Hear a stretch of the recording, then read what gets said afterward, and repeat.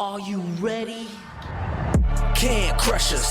It don't really get no better than this the podcast that you're looking for if you're really heavy into wrestling. Hosted by the Mark. Energy that's so amazing. Gotta keep it entertaining. Rep the Can Crusher Nation. Yeah, you know what's going down in the ring. Lights out when you hit a ding ding. Knock them out like boom bada bing. Hold it down, you can crown me the king. Got a shout out to the Miz and Duke the Dumpster. We choke slamming everybody. Power driving, hit them with a face buster. Yeah, this the show you need and it ain't no need for waiting. Mark, hold it down for the Can Crusher Nation. All about wrestling and keep it entertaining. Can Crushers Wrestling Podcast. Time to break them, let's go. Yeah, Can Crushers. Yeah, Can Crushers. Let's go. Hey, this is former WWE superstar Duke the Dumpster Drosy, and you are listening to the Can Crushers Podcast.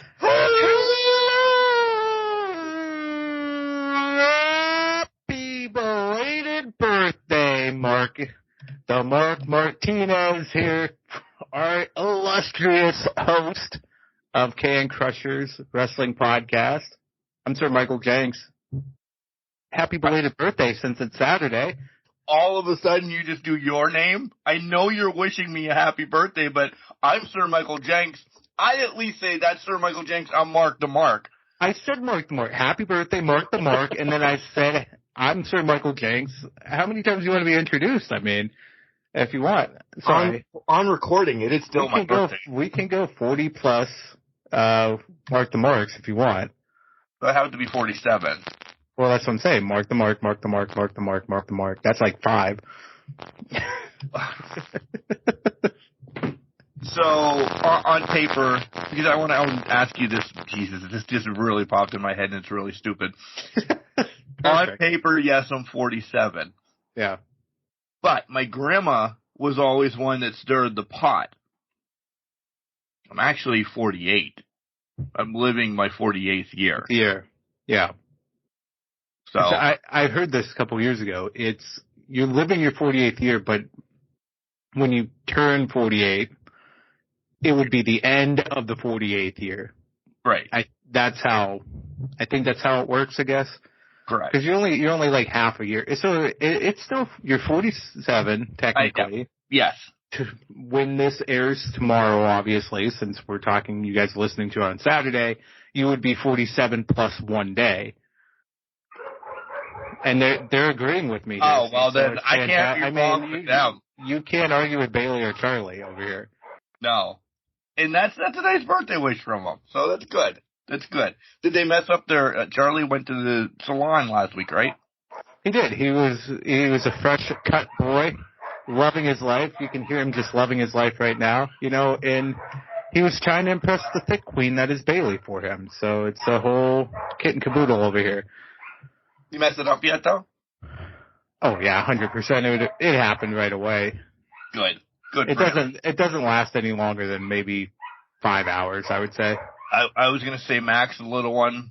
If we get 2 to 3 hours out of him looking dapper and dandy, one time outside, he still has a hint of nice cleanness smell, but he looks like a ragamuffin. Now, Charlie lost his hint of cleanness smell about, say, a day in, maybe, I think would be the best way to say it. So 6 days ago. But Nice. Yeah. Beers tonight on the podcast because it is what it is. I will tell you the one I'm drinking right now because I tried telling Sir Michael Jenks which one I also have in the fridge, and I know it's a Dogfish Head. But the one right now, it's one of my favorites. I kind of grab it usually for my birthday. The Otto's Apricot Wheat. It's just, it's top tier for me. It's definitely in the top 5 all around, all the time. I feel like I had that a long time ago, but I have not had it in quite some time. So I'm going to have to get the apricot wheat. Now, you want me to deliver you one tomorrow? I don't know about that. You have a whole setup you have to figure out tomorrow. Let's not talk about me almost breaking the mic prior to recording. That was... You're right, because we're professionals on this thing. Yeah. Yeah, we're very professional. Yeah. Let's get into this real quick and ask how your week was. So you guys know we're on YouTube now, which is really cool. Thank you guys. If you're listening on YouTube, awesome. Do the cool things that they ask you on YouTube videos, like, subscribe, follow, send it to your mom, send it to your dad. Do all that cool stuff to get us all just boom, big on YouTube as well. We're not forgetting about, the old folks that listen on Spotify. By the way, you notice I'm doing all this right now. Yeah, I did notice Spotify, iTunes, and yada, yada, yada. Continue to do that. Like and share all those as well. But big week on YouTube, essentially. Almost 200,000% growth from nothing. Because we're just amazing at this podcast. You start at the bottom and you have a 200% growth. I mean, that's just the way it goes. But there's an analytics that you can dive into and see that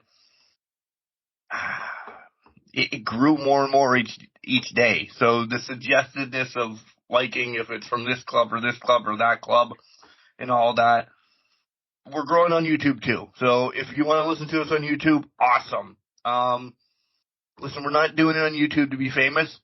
It just fell into our laps. Again, we're very transparent. It fell into our laps. So we said, another outlet. Let's make you listen to us. We got lucky. We got lucky with it. So let's roll with it. And, it gave us another 200% growth next month and the month after that. Definitely. A couple people had commented, are you guys going to do video? No. Listen, I've been down this path before. No. Editing video. You don't want to see what goes on sometimes as we're shooting the podcast. We have dogs all over us. We're professional sounding. Not professional. Looking. There's a bed upside down beside me, so. Yeah, my mic is hanging upside down right now. Plus, I'm sure we can't drink beer on YouTube. We would have to, I think, black out the labels at that point, because it would be black out your bottles, black out the beer, everything like that. That's more editing then. Yeah. So you get the fine thumbnail that we create every week, YouTube. And you're going to like it. It's Moné this week. Yeah. Well, it has to be Moné. It's all about the Moné. It is all about the Moné. So welcome, YouTube. By the way, all of our episodes now are on YouTube. Everything. Boom. Just sink in and say, that would be a hell of a ride. Yeah. Find the very first episode and just hit the playlist, and it's got to be... I'm being serious. It would probably take a year, don't you think? Because you have to eat, you have to sleep. I mean, you just hit play and you just listen to all of them. Yeah, and I guess, well, let me ask you this, because I can't recall off the top of my head. When you guys first started this, were you averaging 2-3 hours a show, or is it like an hour show? No way. The first year were maybe 45 minutes, then we extended it because we got other people, yada, yada, yada. Me and you started the averaging of 2+ hours. That's because I can't shut up sometimes, so. Yeah. The other guys that used to be, and I hate to say it, the other guys that used to be, did it. They loved it. They liked being to the point. We're never to the point about anything. You go down 5 different paths just to get back to the original point we were on. And even then we can't even remember what it was. That's being 47, though. What's your excuse? I'm an old soul in a 36-year-old body. How was your week, my fine sir? It was a good week. We had a great week at the house, just hanging out, being lovey-dovey and all that shit. So, whoa, and all that great stuff. We're just explicit. We're just being nice. We had a very good week here. Had a lot of good stuff happen, and honestly, it was just getting through the week. Today was just an extra long day because I think everything came to a head finally. So I was like, all right, whatever. But it wasn't a bad day, so take it with stride. And I'm excited. Tomorrow should be the day I get the PS5 in my hand and be done with it. So That's the tentative plan right now. No fucking way. You didn't tell me this. I didn't. I was saving it for the podcast. Oh my, we could play and do stuff. That sounds so weird. No, you need to take the day tomorrow. Probably the week. Give you the week. And just explore. This is going to really sound sexual now. God, you went down a bad path. And just explore and enjoy and see what you can do and yada, yada, yada. Because it's magical. I have to see what I can do. I have no idea what I'm walking into. I know enough about it. I know I'm going to be excited. I know I have to get everything lined up and ready to move into it and all that. So I know I'm going to have to dedicate a few fucking hours just to get into it. Is Kimberly leaving the house tomorrow? No, we're hanging out. Oh, she's all in to let you. And I'm not saying that she's that way already. You know this. Before others, Mark fucking hates Kimberly. Jeez, Mark. She's going to be all in to play with you and discover things on PlayStation as well. My goal is not to... Can't Crush her usually. So, here's the thing. She does have a Switch. She does have a GameCube and all that. She'll play occasionally. It's not that often. But I would like to get a second controller and then see if we can play some games together. There's a couple of games out there. Yep. I think there's like a couple where you can just do adventures and all that stuff. So I think that would be kind of cool, kind of find that and play with that a little bit. But you know what we did for the longest time, which was, it actually was so much fun. And it's going to wrap back around. If you listen to the show forever, you'll understand. Kelly loved playing Hunter Call the Wild with me. Like, I would hunt, and then she would be like the guiding eyes. She's like, there's a puma over there. Whispering it to me because clearly the puma can hear it on the PlayStation. Well, of course it can. So can't have it down in my chair. Where? Those are fun. They really are. You know, I'm using that one because I was in very much hunter mode and everything. But those are fun, even if it's a single player game to let her control it, let you control it and play. I'm actually jealous of your tomorrow. I'm hoping it should be a lot of fun. So we'll see how it plays out. Because I don't know, maybe you know this, but how all of the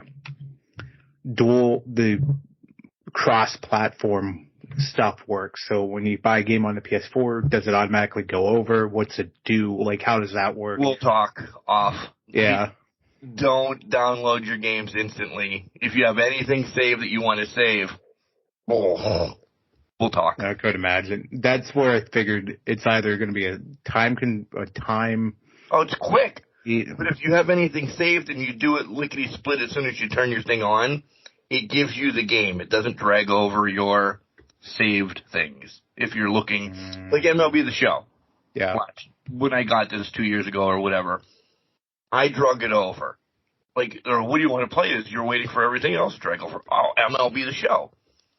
It gave me that game before I could sneeze, but it didn't drag my saved memory over, which was fine because a week later the new MLB The Show came out.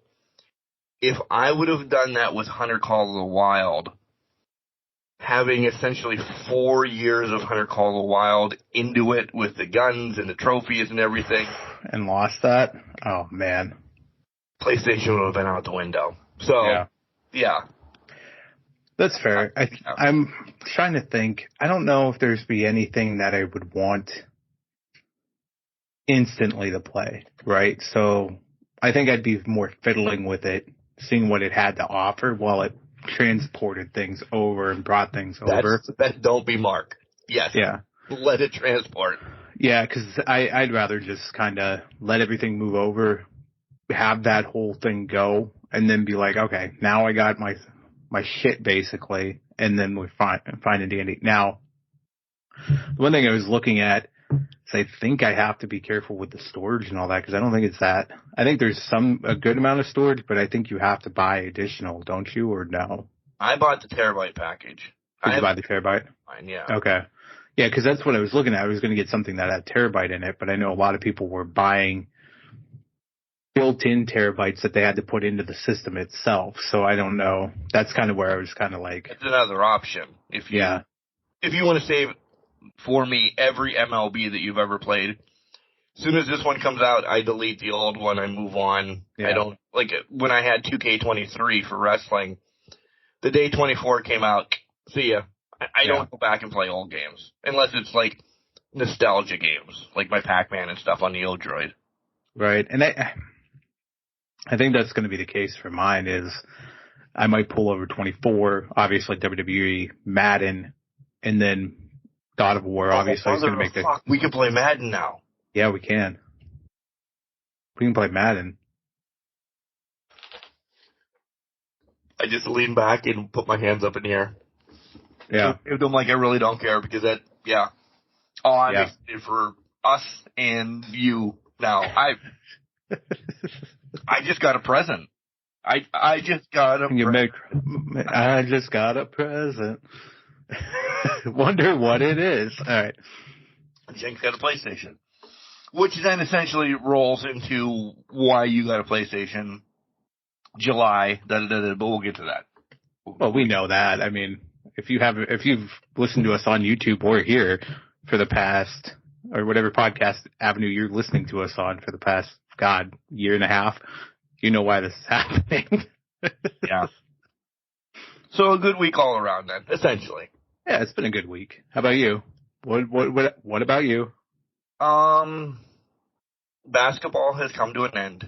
The radio, now I have about a 3-week grace period, so a lot of R&R coming up, a lot of video games coming up, so I'm excited about that. And everybody's like, what a bum. No, trust me. It's well needed. I'm excited for it. It's essentially today, tomorrow is what I'm going to do. Have some beverages and, just kind of do nothing. In work. And I decided I needed to put water meters in the pouring rain outside today and roll around in the mud to look like Charlotte from Charlotte's Web. You are, what a reference there. You are just a truly dedicated worker. High work ethic there. Absolutely stupid. So, yeah, that was it. Nothing really going on, and I'm okay with it for a while.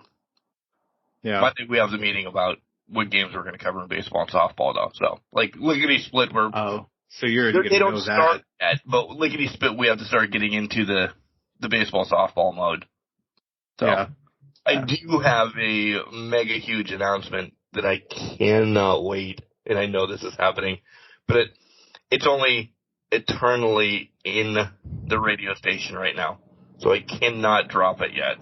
Oh, boy. But it happens April 27th. Believe it as that. They're in the lead. Got it. Yeah. Uber excited about it. It's something, as an announcer, blood, I've wanted to do. I've done it at minor league stadiums before. So. Huh? Oh, boy. Oh, boy, I can't wait to hear what this will be.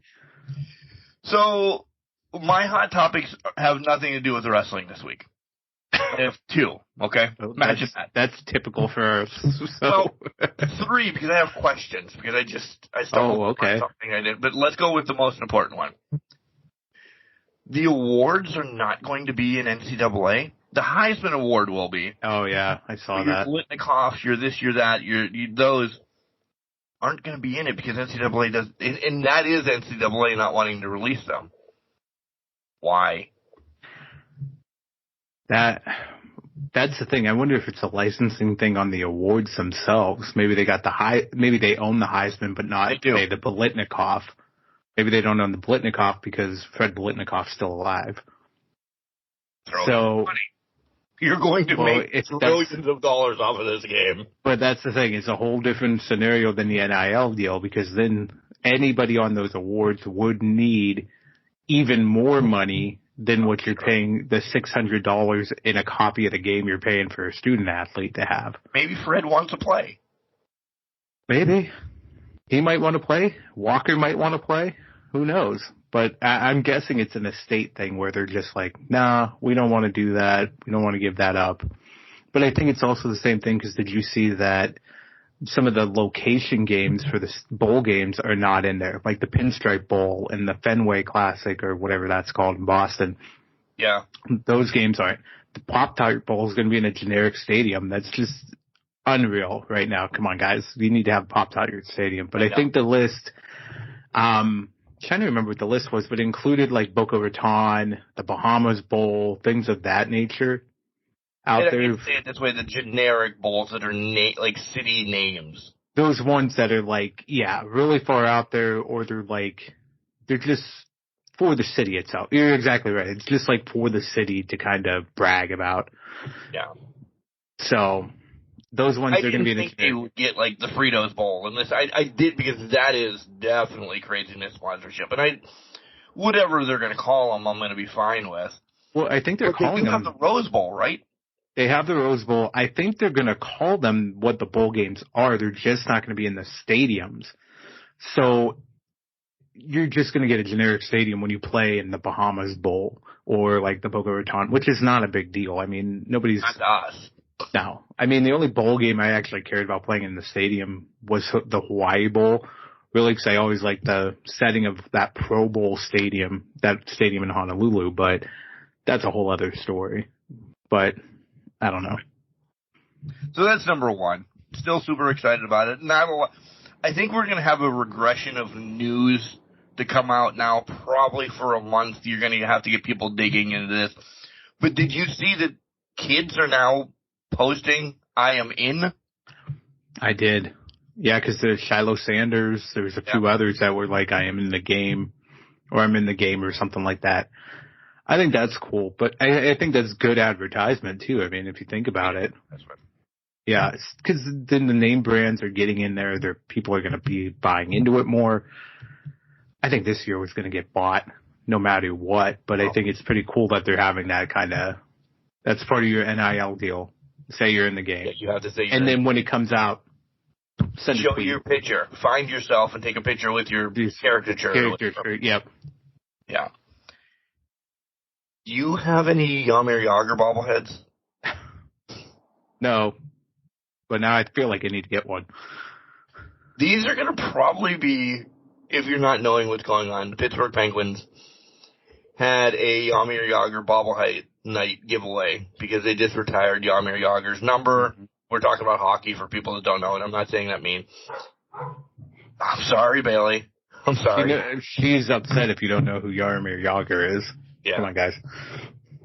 But they were being shipped to Pennsylvania, and they got pirated in California somewhere. That had to be. And did you see Gritty? 20,000. Yeah. Did you see Gritty's post after that? Yeah. Tell Cersei I was the one. Yeah. Fucking Gritty. It's always Gritty's fault. But who? Do you think they know what they got, or do you think they were just trying to steal a truck at that point? I have to imagine they were just stealing a truck. Yeah, because you're not sitting there. Real. What are you going to do with 20,000 bobbleheads? Well, who's making a plan for 20,000 bobbleheads / Jaromir Jagr bobbleheads? Like, that's the thing? You sell one on eBay or wherever, you're instantly linked to, oh, fuck, this is the guy that sold the bus. Yep, exactly. Yeah. What do you do with them now? Is it... I'll play the conspiracy theory game. Did they steal them for the Russians? Shipping them over to Moscow. Give them away in Moscow. Maybe Jaromir said, hey, I just joked about retiring, put my number back. I mean, I want to play one more game. He was still playing in Russia last year, I thought. Yeah, and he's like 90, 60-something, but he was still playing. Yeah, we talked about him all the time in, like, high school. Oh, yeah. 30 years later, bro, he's still playing. Yeah. He still has a career, and people still want him. Yeah. Listen, this might be because of the tag that I'll put on it. And I'm being dead serious. What the fuck is going on with Kate Middleton? Why is she popping up on my TikToks and all of this? Well, it's because she's apparently disappeared. There's fake pictures of Kate Middleton out there now. There's conspiracies that she has either passed away, was kidnapped, was put into a well somewhere and just been left. There's a lot of things going on.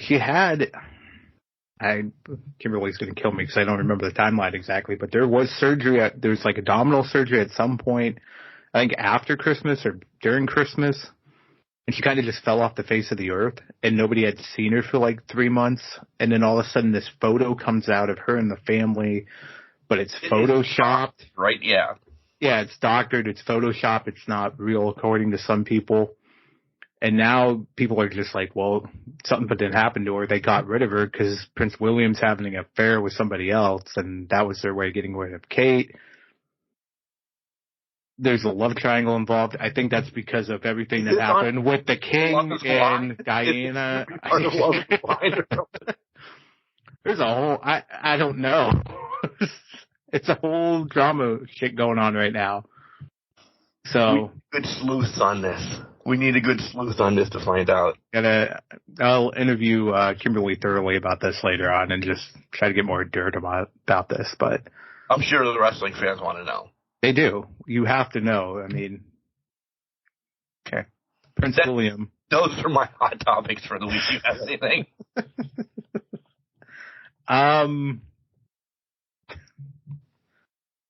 No, I don't think I have anything in particular. I will say this. I do have a question for Ask Can Crushers for us in 2 weeks. I have my own question, like I did last time. I saw something pop up in my I'll bring one this time. Go ahead and bring one. I saw something pop up in one of my feeds, and I saw it multiple times, so I don't know where it originated. But it was an interesting question. It's a joke question, but I'll clean it up a little bit. But it's about, would a particular matchup be the greatest match of all time? Oh, yeah. Don't ruin it then. I'm not going to ruin it. I just want to put that out there that it's a debate about if a scenario happened, would it be the greatest professional wrestling match to ever occur in the history of wrestling? I'm very intrigued. Should we tell them how they can submit their questions and such? I think we should. You can do it via email, cancrusher69@gmail.com, or you can call us, 814-299-6687. Get those in by the 28th, I think is what we were telling people, because we record the 29th, if I'm correct on that. 3 minutes in length. Do not go on diatribes. Do not rant, rave, 14 call us later, Moochie. Just 3 minutes, up to 3 minutes. Give us your question. See what our idiots think about the world of professional wrestling. You can also drop them into any of our socials, Facebook, Instagram, X, Twitter, that we still like to call it. Any of the DMs, you can slide them in there, and we'll drag them over. We really want some people to be on air with us, so we're going to push give us a phone call. Yep. And so I can audio clip it and yada, yada, yada. That'll be fun. You will be on YouTube as well. If you ever want to be on YouTube, this is your opportunity. This is your gateway to YouTube. Yeah. So do it. Maybe they'll say, oh my God, Al from Albuquerque. His voice is so luscious. We need to contact Can Crushers to try to find him, and we have no way, because you leave your message, and that's all we get. You didn't give us. I drag it, and I make it an MP3. Give us your sultry voice so that we could use it for the airwaves, and maybe become something. It might not, but maybe it will. Who knows? Guys, go ahead. I was going to say, well, finish your thought. I was going to give one more hot topic that I wanted to bring up, but go ahead. Guys, when we do Ask Can Crushers, we lickety-split, if you've never heard this before, we lickety-split through the week of professional wrestling, and then however many we sent in, we grab as many as we can grab out of the old mailbox or whatever, and we sit here and dedicate the show for you guys to ask us questions, and you don't disappoint us. I'll tell you that. You don't disappoint us, because each time we do Ask Can Crushers, I couldn't think of the questions. I couldn't think of anything that you ask us. And we dedicate more or less 2 hours to you guys answering questions. It's the way to do it. It's a fun show every couple months. Oh, yeah, 100%. Watch something and we just talk about our opinions for 2 hours. I mean, why not? Yeah. It's a good quarterly thing. It really is. It is. It's a great quarterly thing. We love seeing how creative you guys can get with these questions. So we should have submitted them. You wanted to bring another hot topic. Yeah, it's not wrestling related though. Have you watched any of the tournament action so far, college basketball wise? I have not. I've been out. So obviously the tournament starts next week, but it's the conference championship. So this is always a crapshoot week. It's always great action and like shit's going down. Duke's lost already. I know. Duke's at an ACC tourney. It's fucking the whack. The last 13 seconds of SF Austin, Stone Cold F Austin versus Abilene the Christian was insane. There was 2 steals, 2 blocks, and then somehow somebody got the ball about in 3-point range, tapped it, and hit the bucket at the end of the regulation to hit it. You have to watch these 13 seconds because it was absolute craziness. I love the conference championships because you've named teams that are already locked in, like Dukes and da-da-da-da-da. It doesn't matter if they win the conference championships or not. Nope. They're going to be in a tournament. Exactly. Like Pitt's making a run now. Mm-hmm. As you guys are listening to it, game definitely over, whatever. Pitt was not even on the bubble. They were just out. I saw they were floating the last 2 weeks where they were on the bubble, out of the bubble, now very much outside of the bubble. Yeah. But now they're like, holy shit, what did they just do in the tournament? Yada, yada, yada. And I'm like, wait, I might actually be cheering for Pitt now because they're now in the tournament or whatever. I'm like, oh my God. So, yeah. My favorite part of these conference tournaments is watching the smaller conferences because they only get 1 rep in these. So now it's balls to the wall every single team in those tournaments because they're just trying to ball out to at least get an automatic bye. It doesn't matter if they win the regular season. It's if they get an automatic bye from the conference tourney. So it's balls to the wall craziness from beginning to end. That's where the true March Madness starts, and it trickles into the actual tournament itself next week. Thursday, Friday. By the way, I have half days Thursdays and Friday, by the way. Because of this. I'm off. Completely. I'm off completely. I'm going to work till 10 because games start like 11. Yeah. So I will be piecing out and getting home watching basketball. Oh, they call it basketball. All right. You want to pay some bills? We should pay some bills. We should pay some bills and get into wrestling talk. People were like, holy Christ, I thought this was a wrestling podcast on YouTube and Spotify and iTunes and Boxcast and Podurama and all of that. It is. We just touch on our personal lives the first 32 and a half minutes running. Yeah, sometimes we just gotta dabble with wrestling before we jump into it. Right. Collar and Elbow, hats, hoodies, tees, all the cool things that Al Snow and the Hooligans have down at Collar and Elbow. Make sure you check them out. We forgot one, by the way, last week. Well, we forgot it both times, I think. But nonetheless, we're still talking about Collar and Elbow. Buy the cool shirts. I actually have, again, this shirt is always in the top. I have my Macho Man inspired one with the Al Snow and head and the sunglasses. You're just lifting up a shirt that's not even on camera. Yeah. How's those beers treating you? They're really good tonight. Much needed. Shad Gaspar, Animal, people that have passed, they have memorial shirts, and we have a promo code where you can save 10% off of your entire order, and the promo code is... Surprisingly, it's Can Crushers. My God, it's Can Crushers. Try not to forget that, guys. The one that we forgot is the WWEshop.com one, I think. It's one of the federations we follow and talk about mostly, but hey, what? Whoops. So if you're going to buy anything from WWEshop.com, you want a Cody shirt, you want a Roman shirt, you want anybody shirt, an Alexa shirt, anything like that. You're going to be spending ballparking $30, right? Well, yeah, exactly. And they just released a line of MLB-inspired Stone Cold Steve Austin shirts out there now, so get your Guardians 316, your Rays 316, or the Tigres 316 if you want that. So, WWEshop.com. The affiliate link is in our show notes, probably in our post as well. You click on the link, you may get a discount, you may not, but it helps out the podcast if you buy something from WWEshop.com. We have our own merch, too, if you're looking to look swag around your indie promotions or WrestleMania that's in Philadelphia. Your local local watering holes, I was going to say. By the way, free agency has been nuts this week. Yeah, I know. I think we need to touch that next week. It's been free agency opens. Here's 20 signings already. 20 signings. Be talking to anybody prior to free agency. God, if you thought you knew where running backs were at before this week, you don't know now. That's for sure. Yeah, thank God we got some time for fantasy football to watch where the hell these people are going. I'm trying not. I'm mad for that.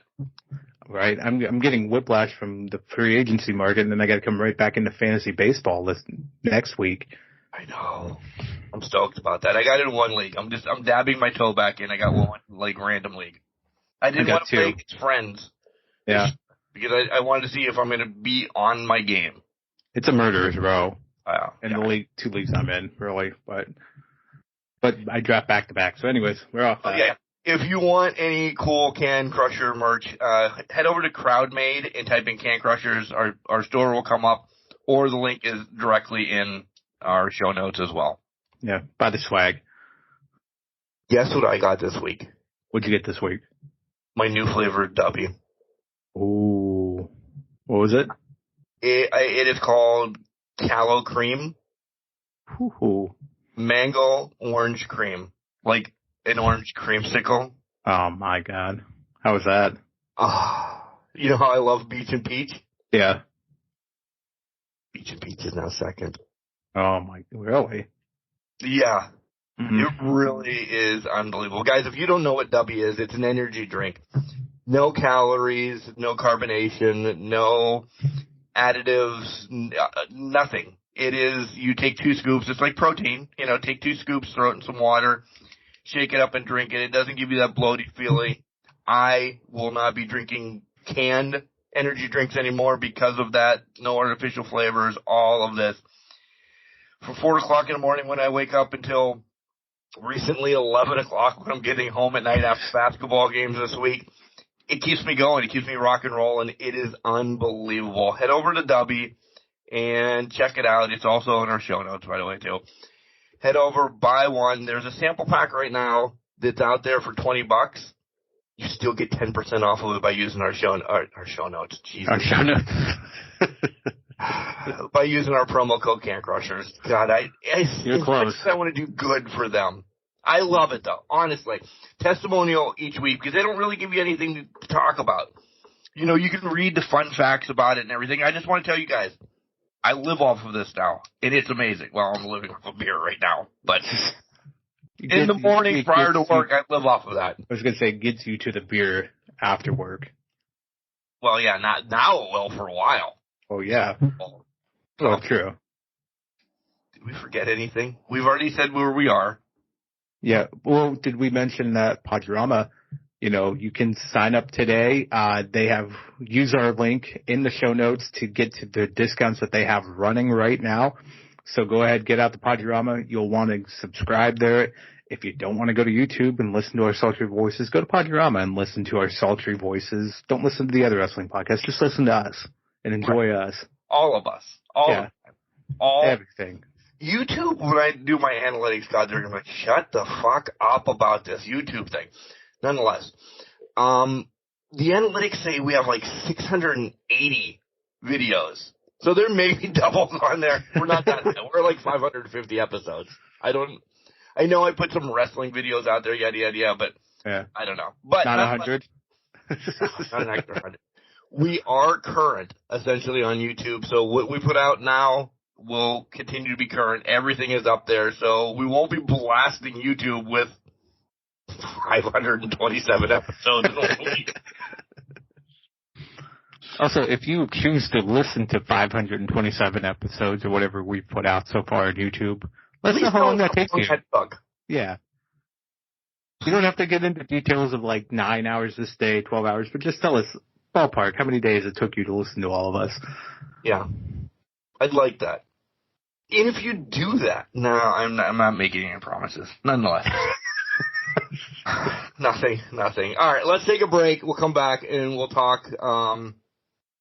We gotta go AEW first. I'm not even gonna lie. We're going AEW first, folks. Hey, this is Mariah May, the glamour, but you knew that. And you're listening to Can Crushers. Welcome back, Can Crushers fans. It's 3:16.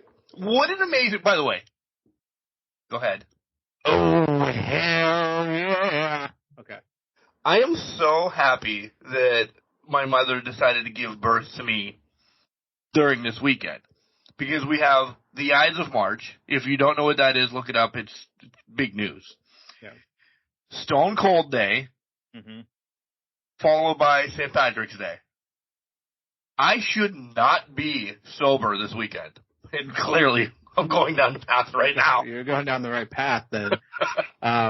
And, because you just switched beers to a red ale, right? So you're even in the St. Patrick's Day theme right now. Oh, shit, I didn't even think about that. When I bought these, I bought it because the can's fancy.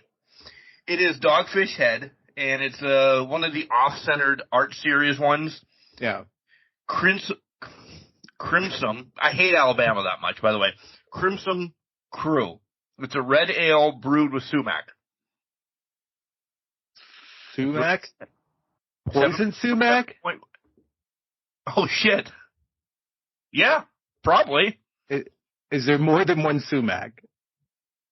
Listen, I can't even say crimson right. So you're asking... Still didn't even say that right. Yeah, right. I hate Alabama. So you're not the state, just the college. You want to try that again there, bud? Crimson. Is that right? Crimson. Crimson. There you go. That's it. Yeah. Yeah. 7.1% alcohol. I mean, it looks very... Maybe this is a wintry beer or something. I don't know. I just thought, I mean, there's a lot of greens on it, essentially.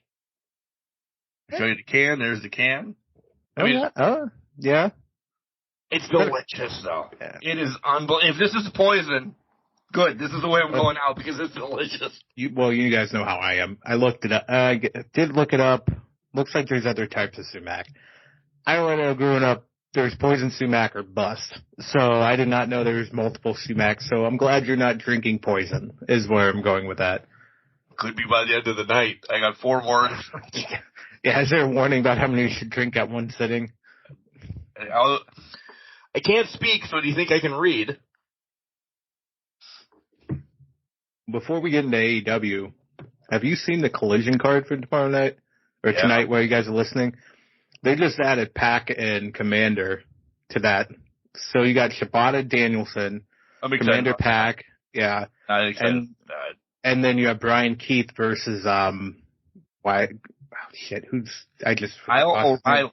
Kylo, I don't know why I lost Kyle already. So I'm drinking Yingling Flight, and I can't fly my fucking brain through that. Second real week of being on YouTube, you get the experience.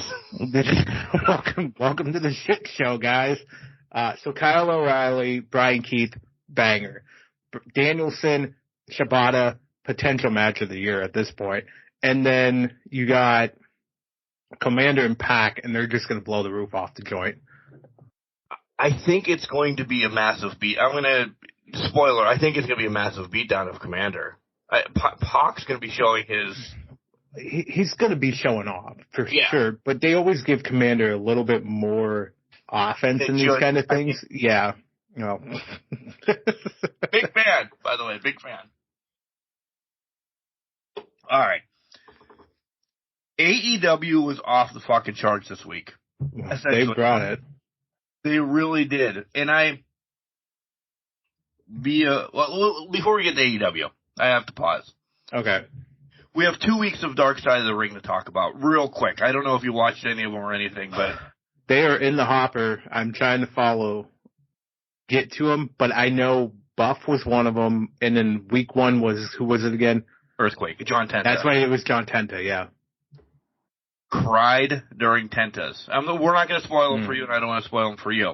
Yeah. Cried during Tentas because of everything. And I went down the path of him being unbelievable as Earthquake.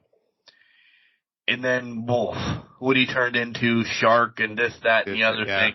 Golga, yeah. It was all right with Golga. I mean, he was doing it, and they didn't do him right being Golga. He could have been so much more coming back to the WWF at that time, but I don't know. The WCW run of John Tenta was devastating to his career. Yeah. Unbelievable. But I cried during that one. The Buff one, I fell asleep during because it's everything that I knew. And he does get a little sentimental and this, that, and the other thing of why he's done stuff. Never a Buff fan. I don't know how much of what because he talks a lot on it. You know how the Dark Side of the Ring?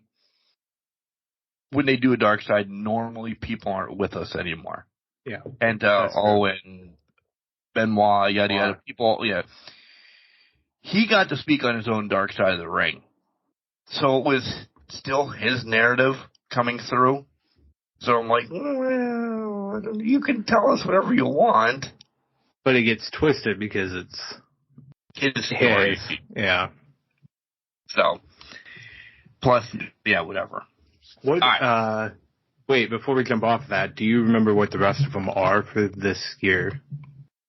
No, but you're looking as we speak, I'm sure. Yeah, I'm going to look them up right now. Because I know they released the list, but I cannot for the life of me remember what. I knew it was Buff, Tenta. Oh, next week is going to be Terry Gordy. I'm excited for that one. He's always been my favorite Freebird.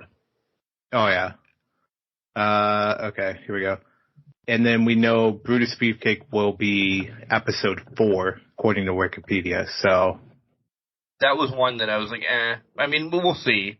I do want to hear about his 69 different transitions from good to bad to god-awful. I hope we talked about the Booty Man, at least. I hope so, too. I think Harley Race is scheduled. Yes. Excuse me, Kurt Angle, Chris Adams, Sandman, and Black Saturday. So that one, for those that are like, the hell's Black Saturday? Vince McMahon purchased Georgia Championship Wrestling to access TBS's time slot in 1984. Yeah. So those are coming up here. Harley, I'm excited about. I want to see Kurt's. Because it will be way different from any biography that they've done on A&E. And I'm not slapping those, because I do like those too. But it'll be way different than anything of that. In Black Saturday, I really want to see, like, what they're going to throw out there. That could be anything under the sun. And you know, season 6 is going to be, I got to imagine one of those episodes is Vince McMahon. Solely. Yeah. It could be a 2-parter. I bet it's a 2-parter. Or it's an entire season of just, because you have 30 fucking years of debauchery to kind of cover at that point. Yeah. No, we'll save that for WWE. Okay. All right. AEW time. By the way, you guys know we will get to the meat and potatoes at AEW. We will. Across the board, though. God damn. And we always start with Collision. Yeah. Danielson and Shane Taylor. They went for it. On paper, we knew what was going to happen. Yeah, but still. We said early in the year, hopefully they give Shane some more time, and they do, and let him cook. They are. They are giving Shane time. He's taking losses, though. And I understand that, but he's in every, like, big moments. Like, this Danielson match with him was huge to show that Danielson's, get ready for the hate, still has it against big guys. Well, think of it this way. He's handpicked by Daniel. This is Danielson's retirement tour. Yeah. So he handpicked Shane Taylor for this match to have on his final year run. That's a big deal. That's a big shake. You might lose to Danielson, but that's still a big time get for you. And Danielson let him do everything he wanted to. Oh, yeah. 100%. He let him get his offense in. He let him do what he needed to do.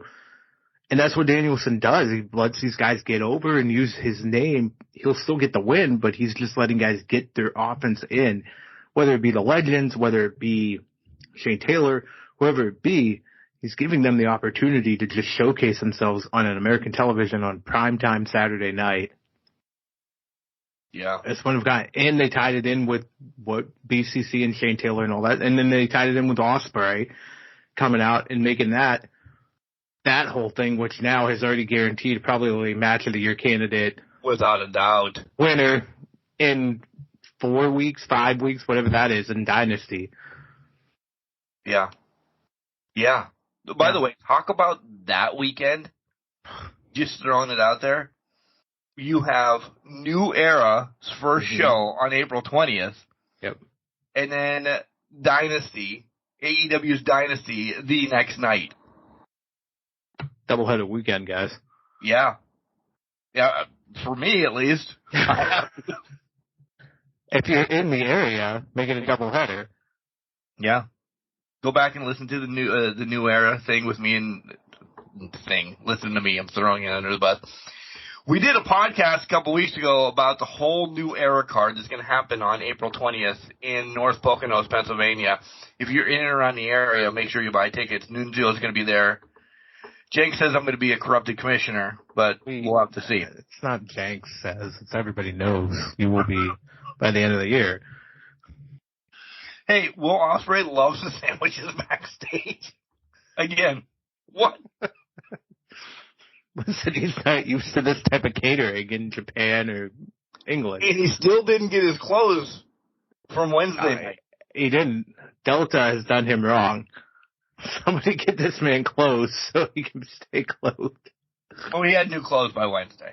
Well, I mean, he can buy some stuff, but somebody's got to get him his clothes.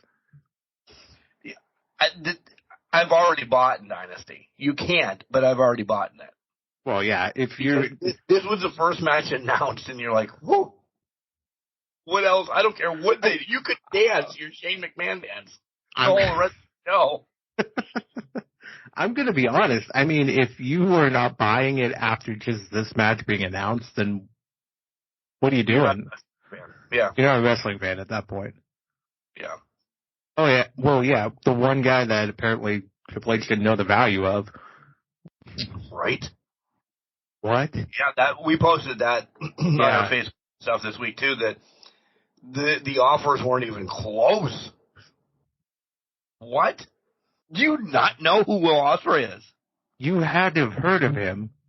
I mean, my thought is, here's my thought. Worldwide recognition. Unless you don't have somebody in tune with the product, they must have people not in tune with any product going on. Because they must have still aligned him to being just a flippy-floppy, jumpy aerial wrestler, like when him and Ricochet got in trouble by the IWC 7 years ago because they did that opening sequence, which was still phenomenal, by the way. I don't know why people shit on that. But they must still have that precedent of him being that person. They clearly have not seen him grow. This is why I wonder, and this is a debate sometimes between, fans of wrestling, my friends. We're going to jump all over the place, by the way, but WWE is written by movie people, by entertainment people, by this, by that. Do they have, and I'm not knocking them because they're doing a lot right, don't get me wrong, but do they really have the touch or the eyes of what's going on in the independents, as I put air quotes around that, because New Japan's not an independent, but WWE would think it is. Do you think they have the eyes watching stuff like that? Well, a couple of years ago, they had scouts in those areas. I mean, Regal was scouting India, and I assume Tokyo at some point before he was released and could go to AEW.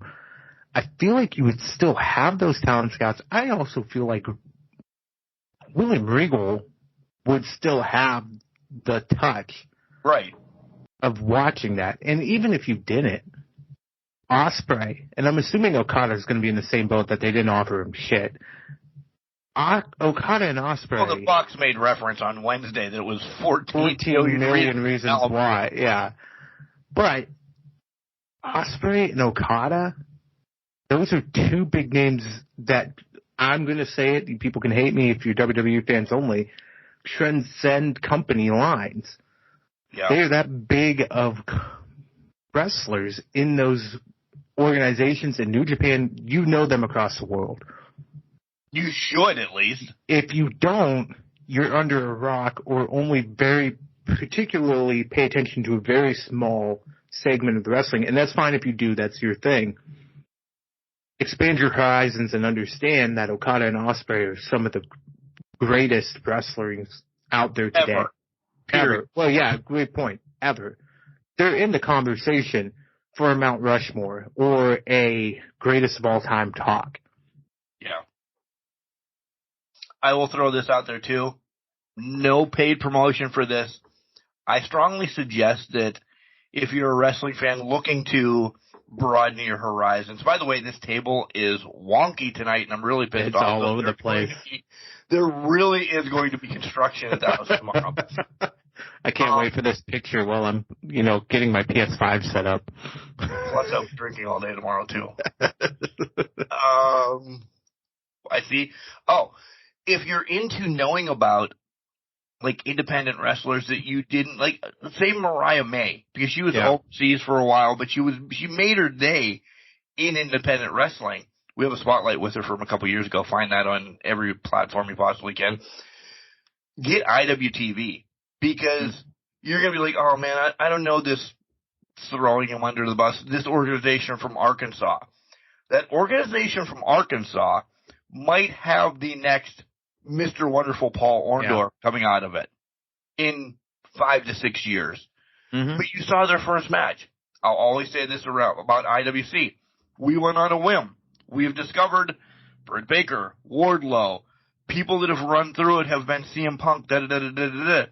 IWTV has a ton of that, and a lot of little organizations do the same thing. Yep. Self-promotion.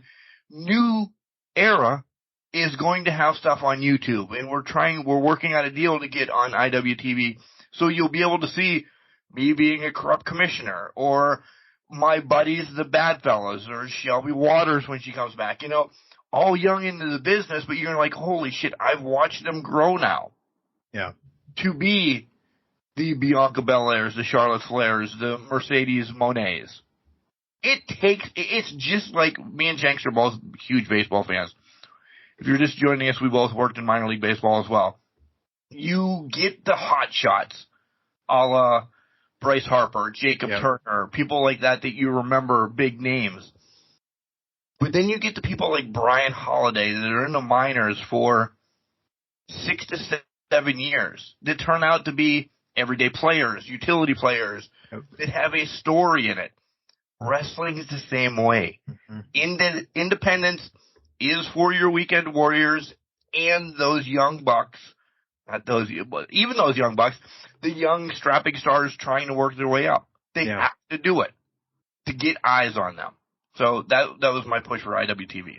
Well, and YouTube, because every place else, some other New Era wrestling is going to be on YouTube. Yeah, and I mean, to that point, it's how you build the stock behind you. It's how you build yourself up, how you get the reps in to be at the level of a Wardlow, Britt Baker, hell, even in HBK when he started in the territories, obviously, so they weren't necessarily independents, but they were territorial environments, so that's what previous eras independents were territorial wrestling. That's how it was. It didn't have the big company that oversaw all of it. It was just territories. So you would hear about a Shawn Michaels, Marty Jannetty hanging out down south, wrestling down south, and be like, well, I'd love to see them sometime, da-da-da-da-da. It's how you build your name, how you build your stock, and how you get the repetitions in to get to a higher level. Ospreay was in 50 people gyms at one point, I'm sure, in his career. Same thing with Butch. Same thing with Seth frickin' Rollins, Tyler Black. all of these people started somewhere at some time. And we're in AEW, so Bryan Danielson is a prime example of starting at the bottom. Starting nowhere, building up, getting to ROH, then getting his big break, and not even getting a big break in that company until he forced the hand of management. Yeah. So the story started. It just depends on when you want to join the story. Very true. I love that. Yeah. It's when you want to join the story. All right, back to AEW. Young Bucks and Okada come out. They win their match. Kingston, they fought nobody. I don't even remember the match, honestly. But this sets up for Wednesday night then. Yep. With Pac, Penta, and Kingston, yeah. I hope Mariah May, and I love her. She was a sweetheart on the show. I hope she never goes back to anything but Tony stuff. And I know she's going to when she turns on her in about 6 months. But until that point, I agree. She should just stay just as amazing. Yeah. Just stay with Tony Storm's understudy. Like we called when she started, just stay the understudy. Yeah. Just continue through. I wonder if we're going to have a rendition of Tony in WWE where Mariah starts getting pied in the face and that's when she turns on her. I wonder if that too. That's a good point. Because now that you say that, we have to, right? That has to be the crux of the turn. Because let's be honest, it's probably going to be Mercedes and Tony at Dynasty. No. You don't think so? No way. Who do you think it is? You think it's Britt? No. Who do you think it is for Mercedes? I think it's Julia. I think as much as I love Julia, she's losing this title right off the bat to Mercedes. I don't think it's at Dynasty, though, then. I think that happens way before that. We got a month, essentially. We got a month, but they pull the trigger quick. I know they do. We're jumping, so we can jump it. But I think, first and foremost, let's just get to it, then we'll just jump around to what we want on AEW. I love that she started the show in Boss. I do too. Ton. Yeah. A la CM Punk when he debuted. It was a little bit wonky. I don't know, maybe first time. I really don't know. Like the whole, hey, I love you guys, da-da-da-da-da. It was just like, all right, what are we going to do with her? I didn't expect much from her, but blowing kisses and, shaking baby's hands and all of that stuff. Yeah. But then when they find out that Willow and Riho is the main event with everything coming, they gave it away that, Mercedes coming back out, slow your roll. Yeah. And I thought it was going to be a turn on Willow. And I'm still maybe. But you don't plant the TBS champion. You know how much, if you listened, we love Julia. She is one of the next evolutions in women's wrestling, without a doubt. She's doing amazing stuff right now. We love her. But we know she is going to be that next pillar. Potentially. Soon. In wrestling. She's had a long run now, though. She has. What does she, and I don't hate to say this, what does she have to do? I think her and Sky need to break up. That's not that I'm sick of both of them. Right. But they still don't have that sisterhood, or what did you call them, the nuns? The coven. The coven, yeah. That hasn't performed yet. Yeah. So, I don't know if it's going to. I think Moné gets TBS for a hot second. But then, when do you give her first loss? To Britt? So, Britt could be the first person to hold both? So, I'll throw this out at you. Because now that you said that, I like where your head's going. Because obviously, you know what, fair point. Writing was on the wall Wednesday after that match. However, I still don't think it's Dynasty that they do this, because I think their match at Dynasty is her and Willow to revisit that strong title tournament match where she broke her foot. that's the story that they want to get back to, because they want to revisit that as, okay, we need to do Willow versus Moné part 2 because Willow broke her foot. So they might put the TBS title on Moné, get it past Julia. 2 weeks. In 2 weeks, and then in the following 2 weeks, Willow challenges her as her first challenger for the title, and then Moné gets the title win over Willow at that point. Without a doubt. Yeah. She's not losing a dynasty. Bookmark that. Yeah. She's not losing a dynasty. And then I think the game becomes, to your point, is she going to get her first loss, or is she going to become the first TBS champion to defeat the world champion and take her title? There you go. So that's the game I think they played there. And then it's a cat and mouse game. Is it she's chasing Tony to Double or Nothing, or is she chasing her to Forbidden Door and challenging her at Forbidden Door? Because that's technically, yes, they were in the company at the same time, but they were not. They were passing ships in the night at that point. Yeah. That's technically the Forbidden Door match, if you think about it, for the AEW Women's title. I would imagine. Yeah. That makes sense. I like where your head is more. My thing was that Julia's not long in the tooth to have this TBS title anymore. It was just too quick that she had to hit her with that move. Why not just punch her and push her out of the way? Right. She did. Is that her new finisher? Yeah, I think it is, to be honest. So, I don't know. All that because we love Mariah May, by the way. Back to Collision real quick. Do you want to jump around or do you want? I don't care. No. We can jump around. I mean, we've already done it, so we might as well jump around. I hate Lionheart Jericho. He's not Lionheart Jericho. He's. I love. What is the one from the Pixar movie where he dies? Big Hero 6? Or wait, what are you talking about? No, the Lion movie from Disney. What is it called? The Lion King? You couldn't remember The Lion King? My son's 17. I don't remember. Yeah. So he's the old guy.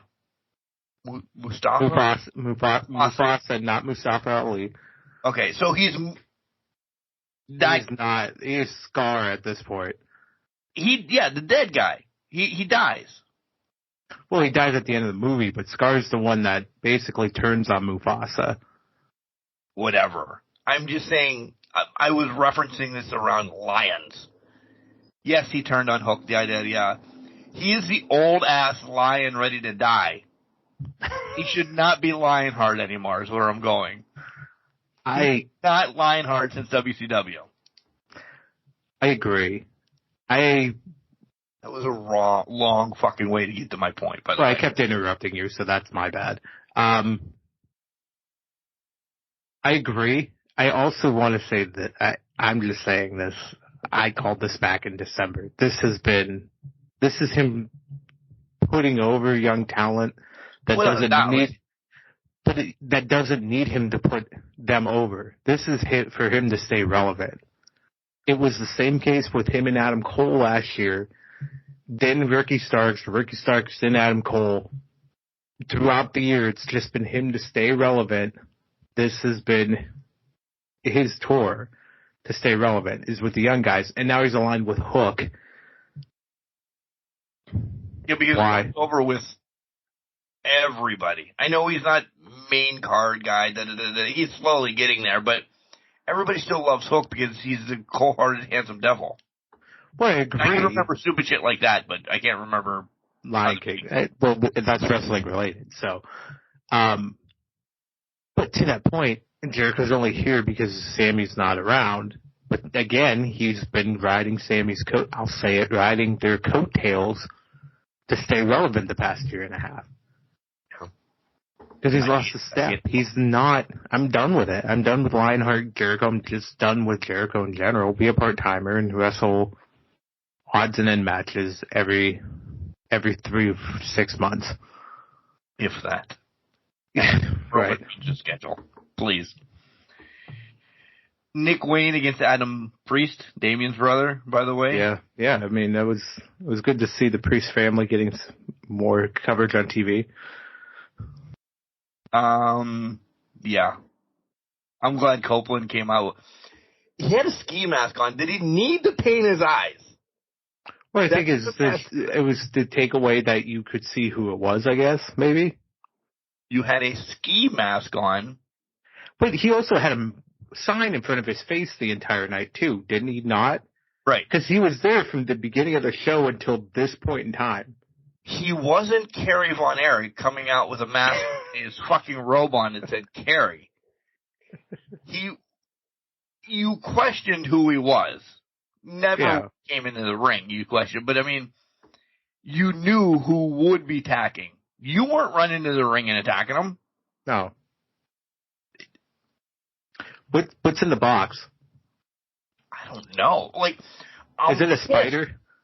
I'm pissed because, like, a fourth of the arena saw what was in the box. Oh, yeah. Especially those in the front row definitely saw what was in the box. And I'm like, oh, they're going to make this a big deal. And then he fucking closes the box. Did they pay the people in the front row not to tell what was in the box? Maybe. I have not read a spoiler or anything. Or because they can't spoil anything because there's nothing in that fucking box at that fucking time. There was nothing in the box at that time. It was almost as bad as, was it Eric Rowan's? The spider. Yeah, when he pulled the spider out of the fucking cage. Yeah.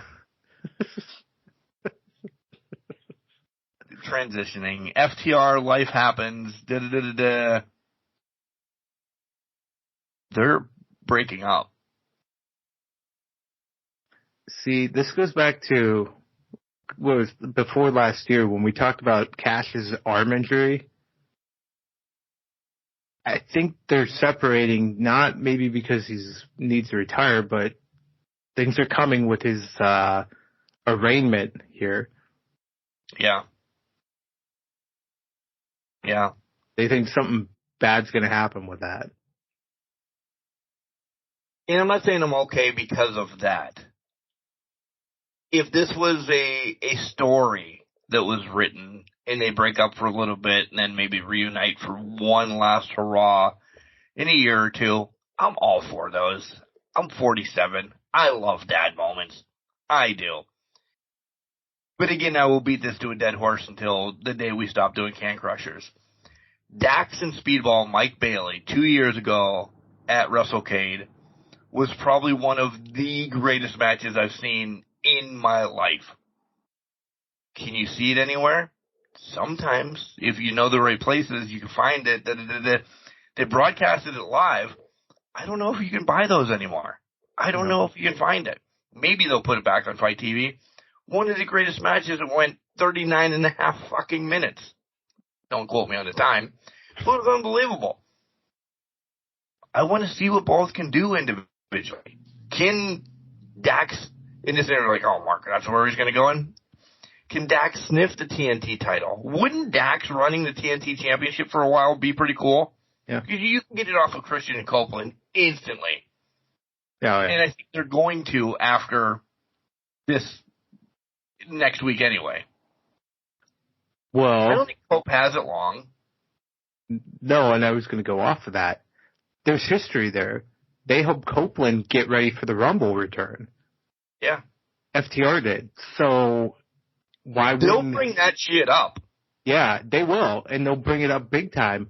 So why wouldn't Cope put over Dax if that's the route they're going to go?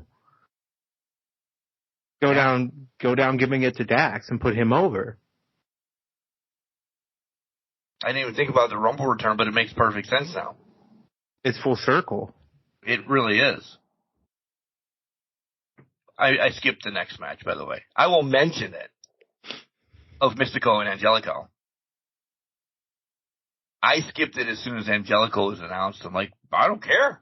I have no care in the world of this match. You don't care about Sin Cara? I didn't care about Sin Cara when we were sitting at Greg Gagne's house watching him when he first appeared on WWE back in 2010. I didn't like him then. You put him and Angelico in a match? Holy shit, I'll go cook a twice-baked potato during that match. That was a hell of a reach on a fucking menu item, too. Right? I wasn't going to say Smith's hot dogs or anything like that. Well, you can't disgrace Smith's hot dogs like that. I can. Wow, really? Go back and listen to many episodes ago, by the way. You'll find out why I don't like hot dogs. It'll probably be brought back up. We all know why, and I would agree with you. But it's all about how they're prepared. Let's be honest with that. Do you know? To me, it's not the correct way the way I was preparing. No. We get to the House of Black against Jarrett, Briscoe, and Lethal, and it's a hot Atlanta street fight. I wasn't expecting anything from this, and I got more than I thought I was going to get. Like, I enjoyed this. I know it was chaos and it was crazy, and I like that mostly in my personal life. But hot damn, this was a good match. As a craziness match. It was good. You had flames, you had everything. They tried to put Andre Dutt on fire. I mean, it had everything you would want and more with it.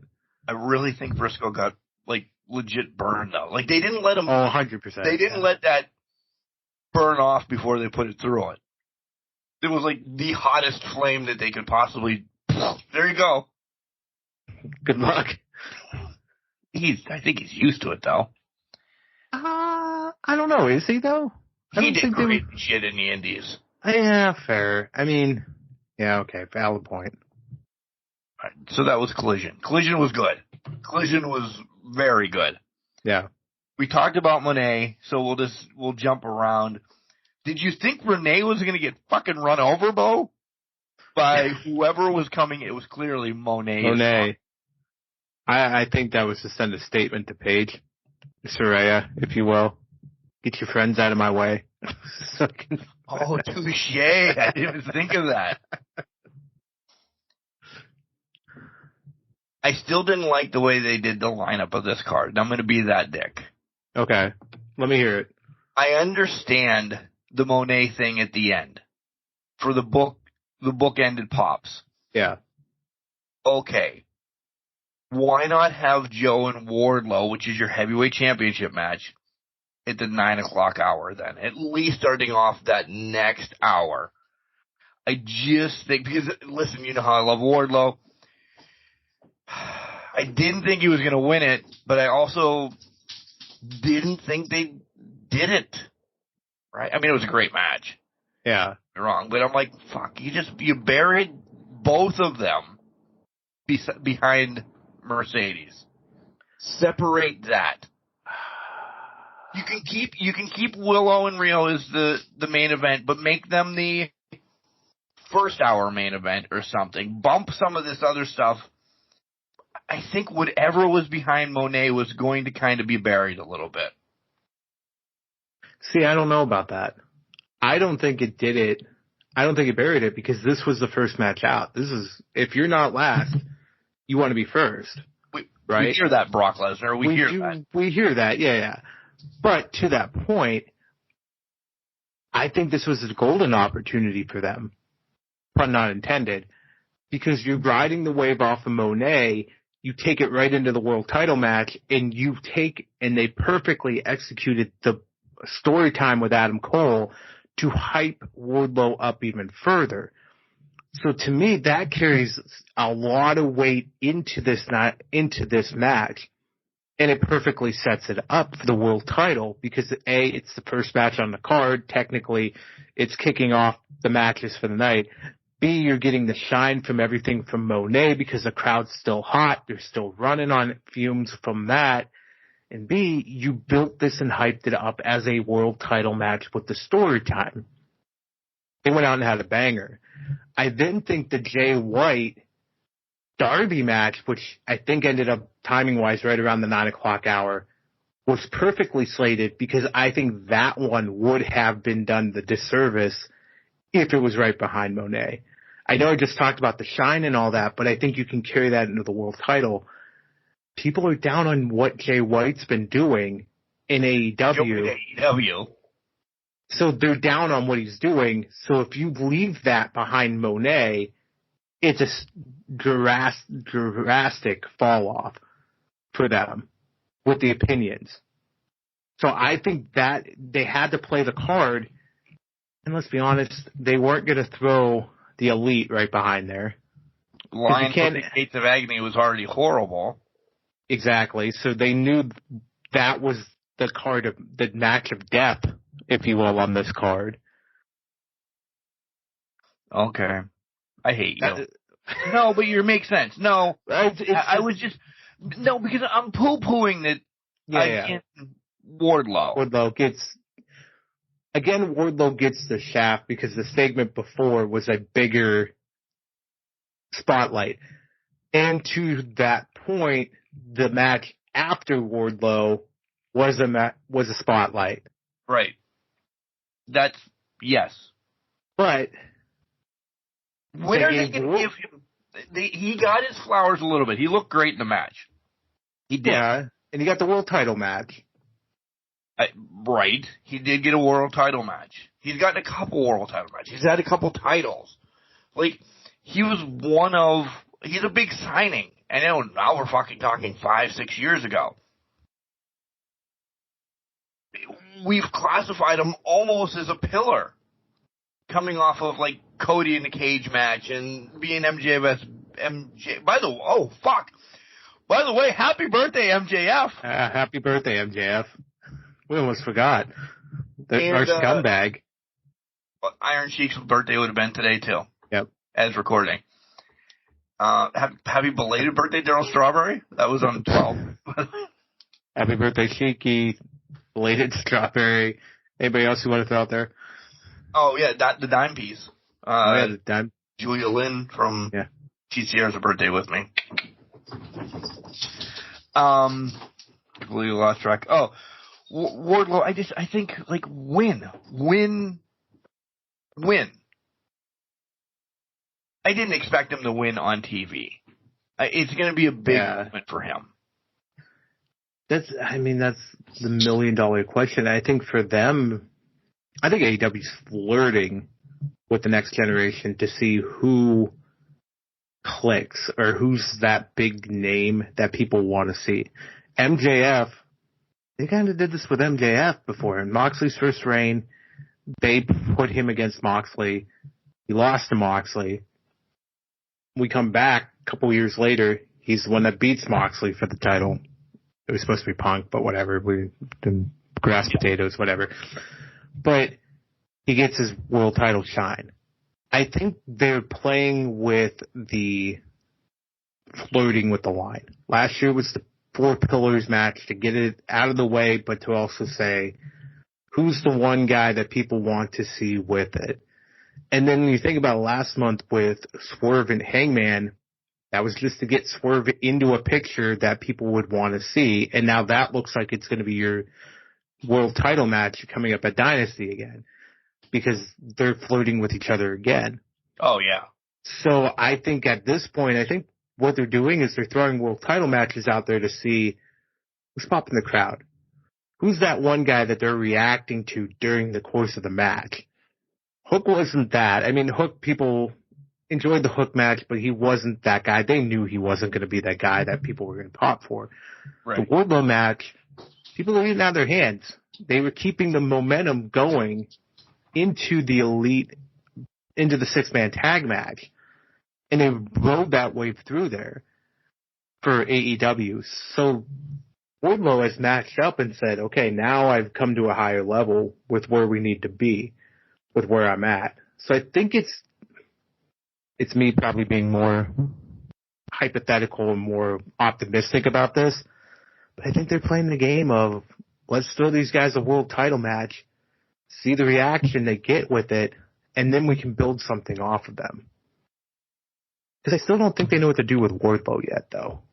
I don't either. And, well, my next thing is, to bring up Wardlow is he only going to get the title either from MJF when he comes back, or Adam Cole after Adam Cole takes it from MJF. And I mean, we're a year away. I'm just ballparking, right? Before any of this happens. And it may be an if anymore, because we have, well, I'll talk about Okada here in a second, but we have to imagine Ospreay's going to be sniffing a title sometime soon. We would do Swerve a disservice if he doesn't, off of Joe, I think. And I don't think either one of them deserve cookie-cutter runs. I think they get 3-month runs, and then Adam Cole takes it from Swerve. Cole drops it to MJF. I don't think Okada's sniffing the title until next year, 2025. Okada will have a different title before he has a heavyweight title.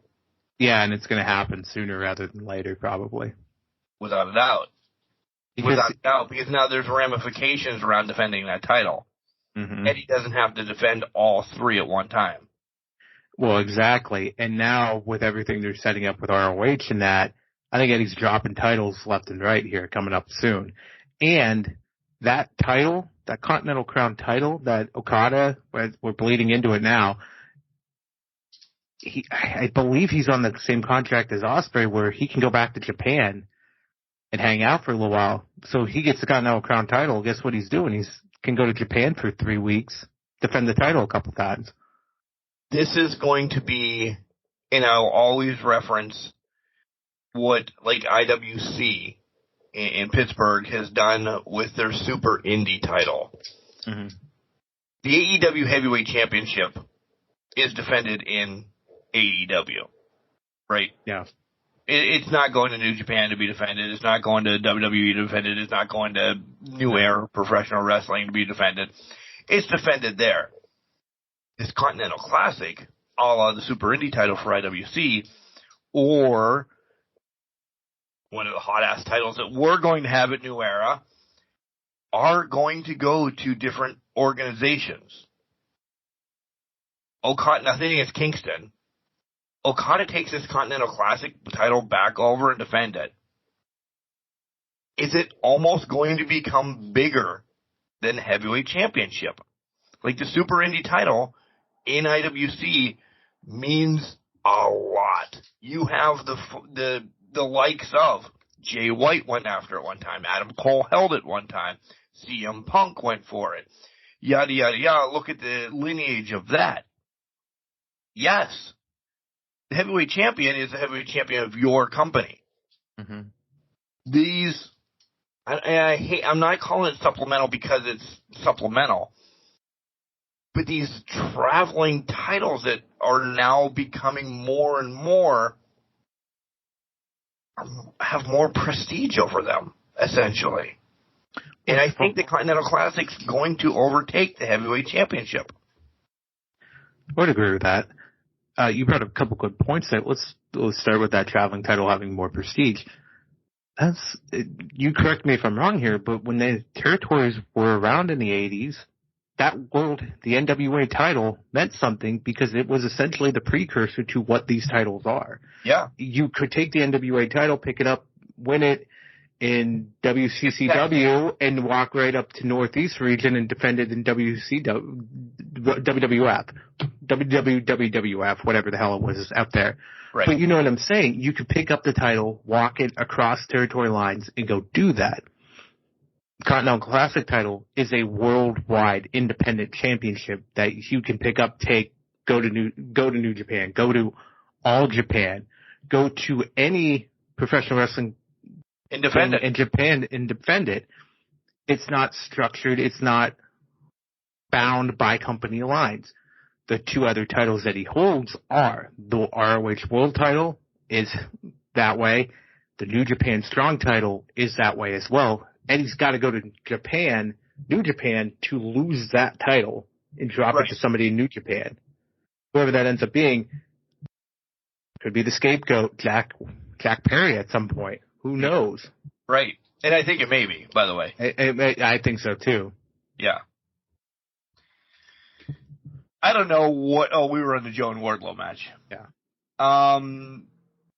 The Elite make reference to Marvel, this, that, and the other thing. They sing to what the hell is his name? They made Alex Marvez sing to Matthew. I popped. I laughed. I should not have laughed as hard as I did. We just referenced all of that match essentially, especially with Okada pinning Kingston in the trios match. And now the title match is already set, I think, for 2 Dynamites from now. Yeah. Writing's on the wall, guys. Writing's on the wall. Tony and Will talking about Danielson. I like how he said this is going to be the match that restores the feeling. I always watch Dynamite hours prior to recording. I got the feels across the board because I'm like, holy shit, Will, you're not referencing just yourself in this. Mm-hmm. Moné started the show. Okada was on right before you. You and Danielson. I don't give a shit, as we referenced before, what other matches on that card.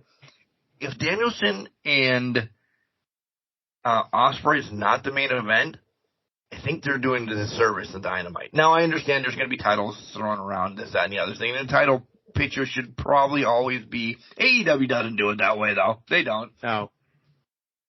This should be the main event of Dynasty. Without a doubt. Yeah. I got the feels. When he said it's going to restore the feeling of cross-wrestling aboard indefinitely AEW, yeah. That's why I'm Mark to Mark, because I really am still a Mark. I love everything, and Ospreay is selling me. I will buy crack from him from the bottom of his shoe right now. And I'm like, okay, yeah, that sounds great. Ospreay's so good. Ospreay, and I'll throw Okada into this. Even though Ospreay's only wrestled a couple matches, they have adapted to the American style so well. And Ospreay right now is telling such a significant story with his words. He's not skipping a beat. He's not losing a beat. He's not doing any of that. I know he's been exposed to AEW a little bit more often than what Okada has been. But man, they are just, right now, they are selling things in an American style to pump everything up. Us, as the more hardcore fans, would know Ospreay, can embrace what he was big. But if you're a casual fan that just turns into AEW and you're just like, this motherfucker just sold me from the bottom of his shoe, you're going for it at that point, you know? So I think he knows what he's doing. This is going to be hype. I'm telling you, unless something goes awry and we get Okada Ospreay by the end of the year, which I don't know. That's big. I don't know if they pull it with other things going on. I can't imagine Danielson Ospreay is not the match of the year. I think they could pull Okada Ospreay at World's End and kick off 2025 that way. Well, that would be next year's match of the year then. Because World's End... It would be, because that's how we do it. After the crutches. Yep. Exactly. Yeah. That's the pay-per-view to kick off next year. Yeah. Kyle hoping to hang... Listen, we're going to quick now. I guess we forgot about Jay White and Darby. It was a match. I mean, everybody knew Darby wasn't winning. Well, everybody knew if Darby wasn't winning. He was significantly injured. Well, I shouldn't say this because he didn't care. He's going to Everest in 2 weeks. That's his month. That's his highlight. Yeah, and I'm 100% believer, and this is my own conspiracy theory. I have no thing to back this up. Darby just wanted to wrestle Jay White once in case he died on Everest. That's probably fucking right on. Because that's not being dramatic. People die climbing Everest. It's just the way it is. I think he's like, man, Jay White's here. Tony, can I just have a match with Jay White? I could be my back is jacked. Just let me wrestle him. You spin it into a storyline then afterwards. Because that's essentially what they did. Yeah. Darby was the scapegoat for the Bang Bang Scissor Gang breaking up. Oh, 100%. That's how what they this did match it. was on Yep. paper. Yep. And it was fun for the couple of weeks, but I'm okay with them breaking up. Oh, I think that they were way past due. I think we had them breaking up 2 pay-per-views ago at that point. Whenever the fuck they came together, we thought, oh, a couple of weeks, this is going on. But yeah, I agree. This needs to end, and I'm assuming they're just combining the 6-man titles. In Dynasty. Maybe that's at Dynasty, yeah. And that's a good thing. Yeah, 100%. 100%. Kyle's hoping to still be able to hang, yada, yada, yada. I'm glad Roddy came out and gave him his comeuppance, but is it going to be Kyle and Roddy already at Dynasty? I don't know. I don't think so. I think that's carrying for a couple months. Because I think they're going to still try to recruit him. I think there needs to be a catalyst for Roddy to say no and, get physical with him and tell him, no, get away. I think Brian Keith gets the win over him. I think Kyle's down on his luck for a while. I don't think he gets the first win right off the bat. Because that's the way that maybe, hey, come over. Look, you lost to Brian, which we love Brian Keith on here, by the way. But, hey, look, you lost to Brian Keith. He doesn't have a win in AEW. Well, join us. Well, let me have another match against Bob Jones. He beats Bob Jones, but barely. Oh, let me try Sam Smith, not the singer. Just names coming up in my head now. They have to help him beat Sam Smith. They're like, all right, see, this is why you need to join the kingdom. Maybe. Well, you know what? That's a valid point, because that would be something different than just giving him the first win. But again, they've been sacrificing Brian Keith to everybody left and right. So that's where you're like, okay, it's going to happen. But I do think, Roddy's going to try to come out a couple times and try to help him. And he's going to be like, get away. Don't be involved. Just leave me be. And that'll come to the boiling point. But I don't know if it's right now or not. I don't think it is. No, Roddy just won it. I don't think he loses. Well, he's not going to lose the title. And I don't think Kyle O'Reilly, even if he faced Roddy, is going to be the one to beat Roddy. Correct.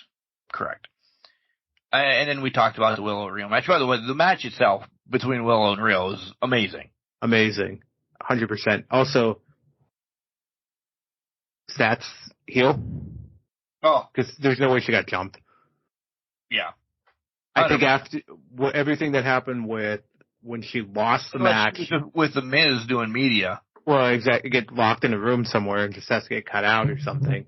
But, the way she lost that one match, where she could have took, I'm only thinking of Bivens now. What's his name in AEW? Stokely. I could only think of Malcolm Bivens, his old NXT name. Stokely, she didn't take advantage of Stokely giving her the chain and whatnot. That one match, lost. Now he's convinced her, okay, you need me, you need to do this. Willow's in a crossroads because she's going to team with Sasha, but now she's getting... Who's Sasha? I don't know, some random lady. She must be in the money. But she's going to team with that one woman, Mercedes. Moné. She drives a car, Mercedes. Moné. You thought Bryan Danielson and Daniel Bryan was going to be... This is going to be bad. This is going to be worse. This is going to be horrid, and it's going to be I'm going to lead the charge on this. It's only because she came out. Wow, I just had a stroke. Because she came out this week. Next week, I'll be like, oh, remember Sasha did this? Oh, shit. Yeah. Hey. It's CEO. If we just call her CEO, we should That be would fine. probably be. And I don't know if I like that. I don't know if I like CEO chant. I don't know if I like it. I don't hate it, but I also don't like that she's coming out to Symphony number 9 like Wardlow, or like Walter Gunther does. And I don't... Man, I love Merdedes Moné. She's tattooed on my body. I already have her autograph, all that stuff. I don't like her new rings where it says Moné Talks either. Yeah. Like, Boss Time, and I understand probably whatever this, that, and the other thing. I understand Boss Time rings were fucking awesome. Yeah. Moné Talks is... I love that she's there. Listen, I've had people that have barely watched wrestling over the last year or, just sprinkle around once she came in, I've gotten texts from people, holy shit, she's back in the U.S. She's been back in the U.S. for a year since her ankle injury. But yes, she has been. Yeah. They brought her back when they left England. Yeah. But they're excited that she's here. Hey, how about those unnamed WWE wrestlers that just showed up for her debut and ski masks and that? Right? One had a wig on that was glowing green, and two had ski masks on. Wonder who they are. I will say this, and we'll transition to WWE after this little shot. I think Triple H is much lenient, and I respect that and love him for that because he knows wrestlers want to be wherever. I have something else to say about Mercedes as well. They're friends. Why can't they support? Yeah, they can be hidden. Did Tony make them buy a ticket? I'm talking about Khan. Yeah. I doubt it. Right. I doubt it. It's a comp ticket. Everybody has. It's friends and family type thing. Yeah. I love that WWE is allowing that because you know they didn't do it behind closed doors. Right. If they do it behind closed doors and sneak into it, they're probably in trouble. Yeah. They did a fucking TikTok over it. They did. They did a TikTok. They allowed themselves to get filmed with it. They're more lenient. I think there's other things that I wish they were also lenient on, a la Sting's last match with footage and all that. Right. But baby steps. Baby steps. I think Triple H realizes that Tony Khan is going to play the gambit of, I will let you have my guys if you can let me have your people for certain things. Like, I look back when Jericho did Austin's podcast.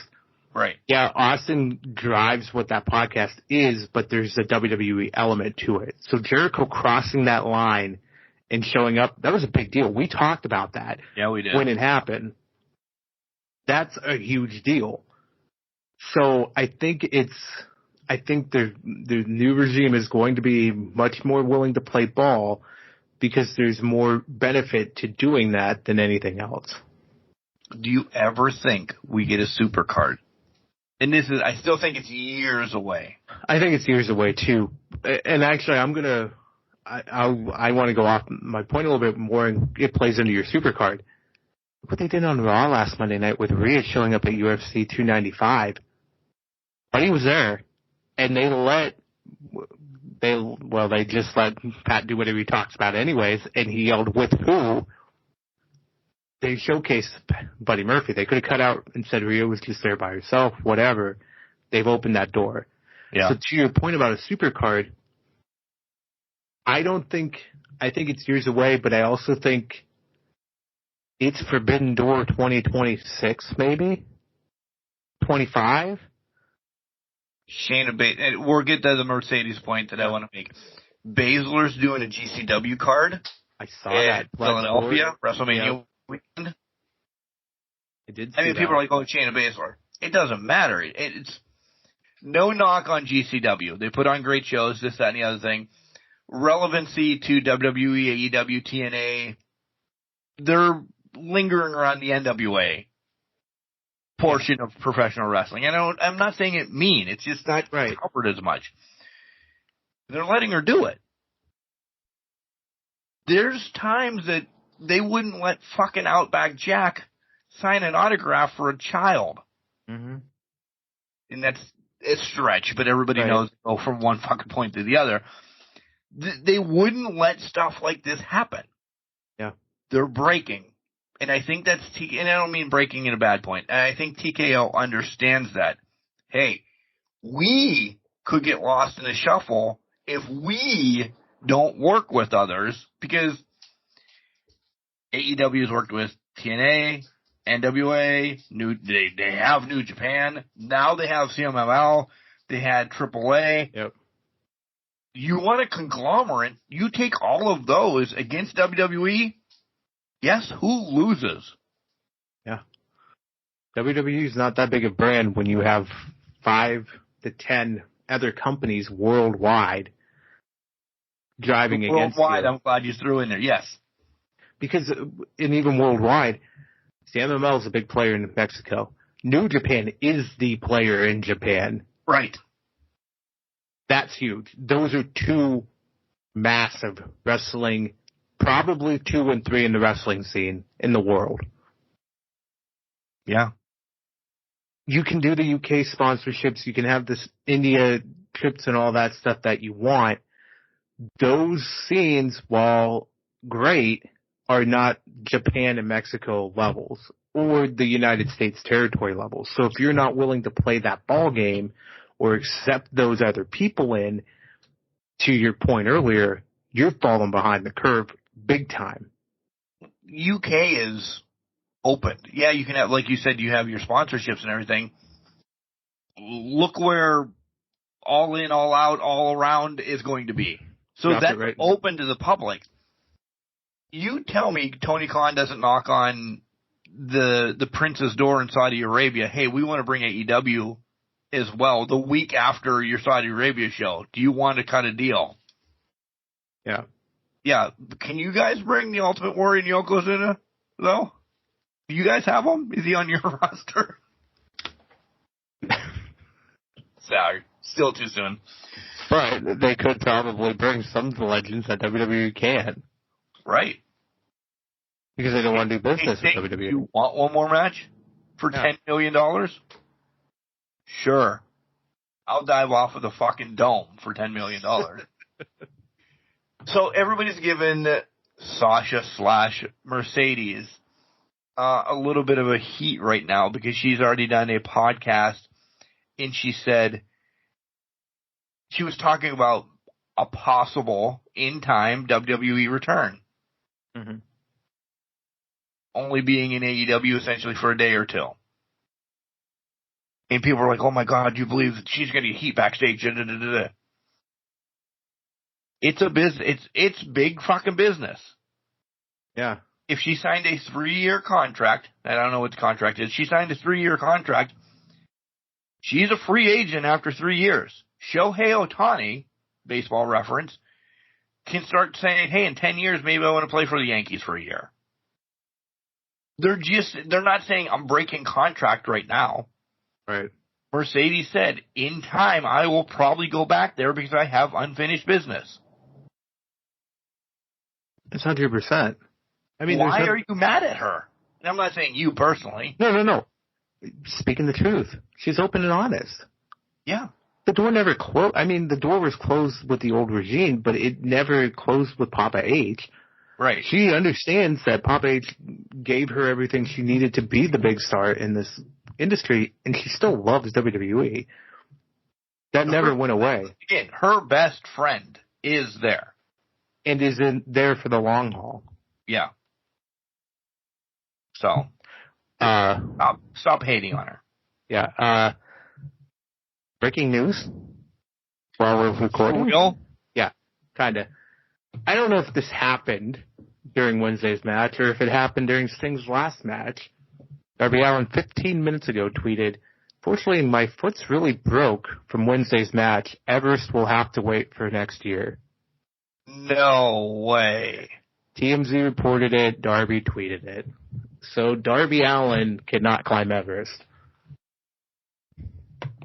So he's going to be off TV a while anyway. He's going to have to be off TV because he broke his foot. But now Everest is just off. Now I feel bad for him.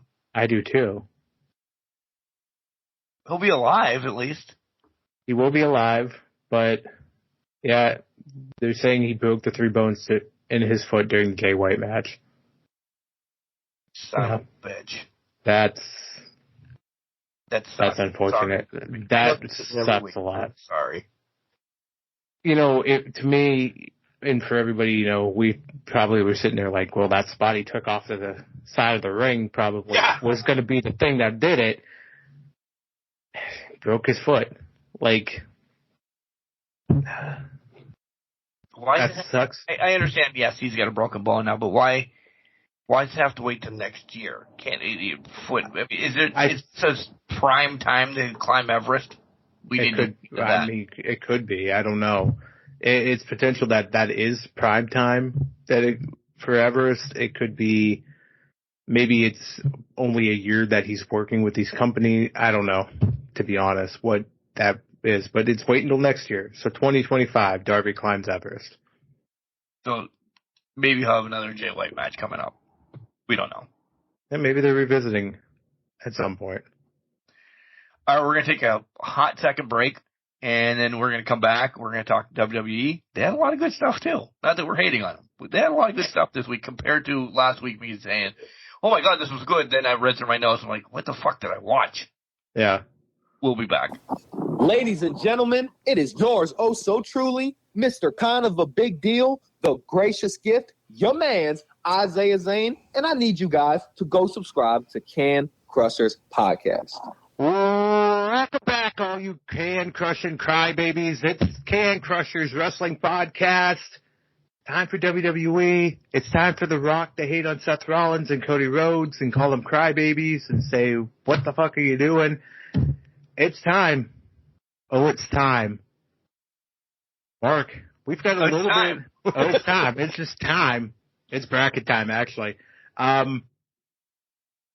We got to touch base on AEW real quick to remind or tell people, break the news to them if they haven't heard yet. AEW next week, March 20th, 3 hours, Dynamite and Rampage on Wednesday night. So you're getting it 8 to 11. You're getting a Raw schedule there. Which they normally do anyway via tapings, by the way, folks. They do, but you're just getting it all in one shot. And then Collision's been preempted. It's tourney time. We talked about it earlier in the show.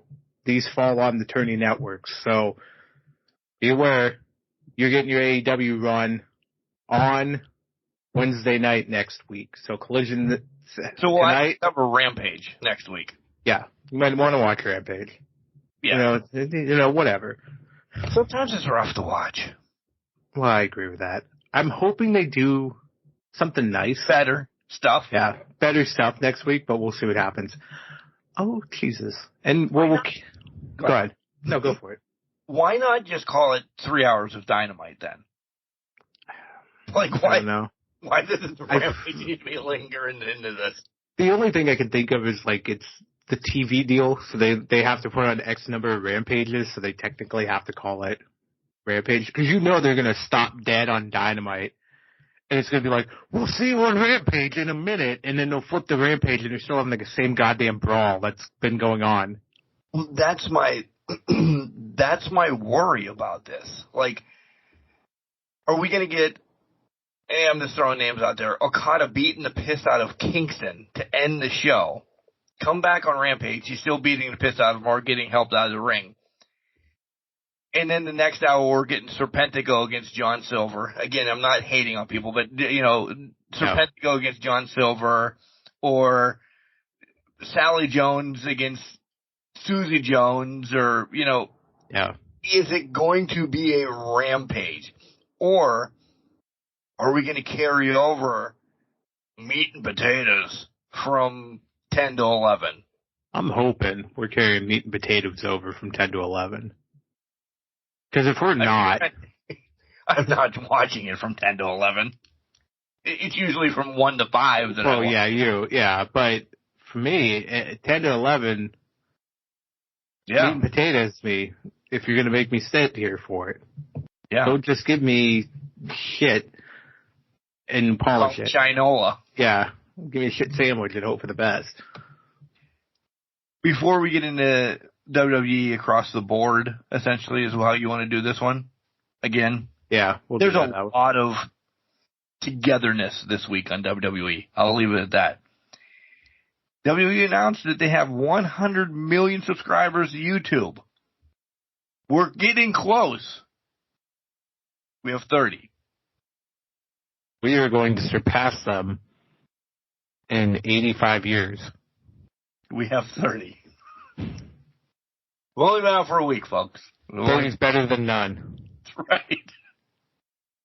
Toronto, where are you at? You're our number one listen city. Get this going. Yeah, Council Bluffs, Iowa. Let's get the whole population. I love that you still have that written down because, folks, I'll tell you right now, I just saw it here because I know it's Council something. I got 4. We have Clayton Terry, in Utah. Love you guys.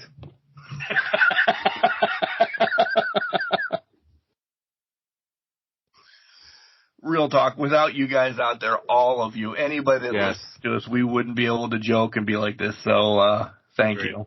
Thank you for it all. Where do you want to start? Do you want to start hot, or do you want to leave the Rock and the stuff until the end?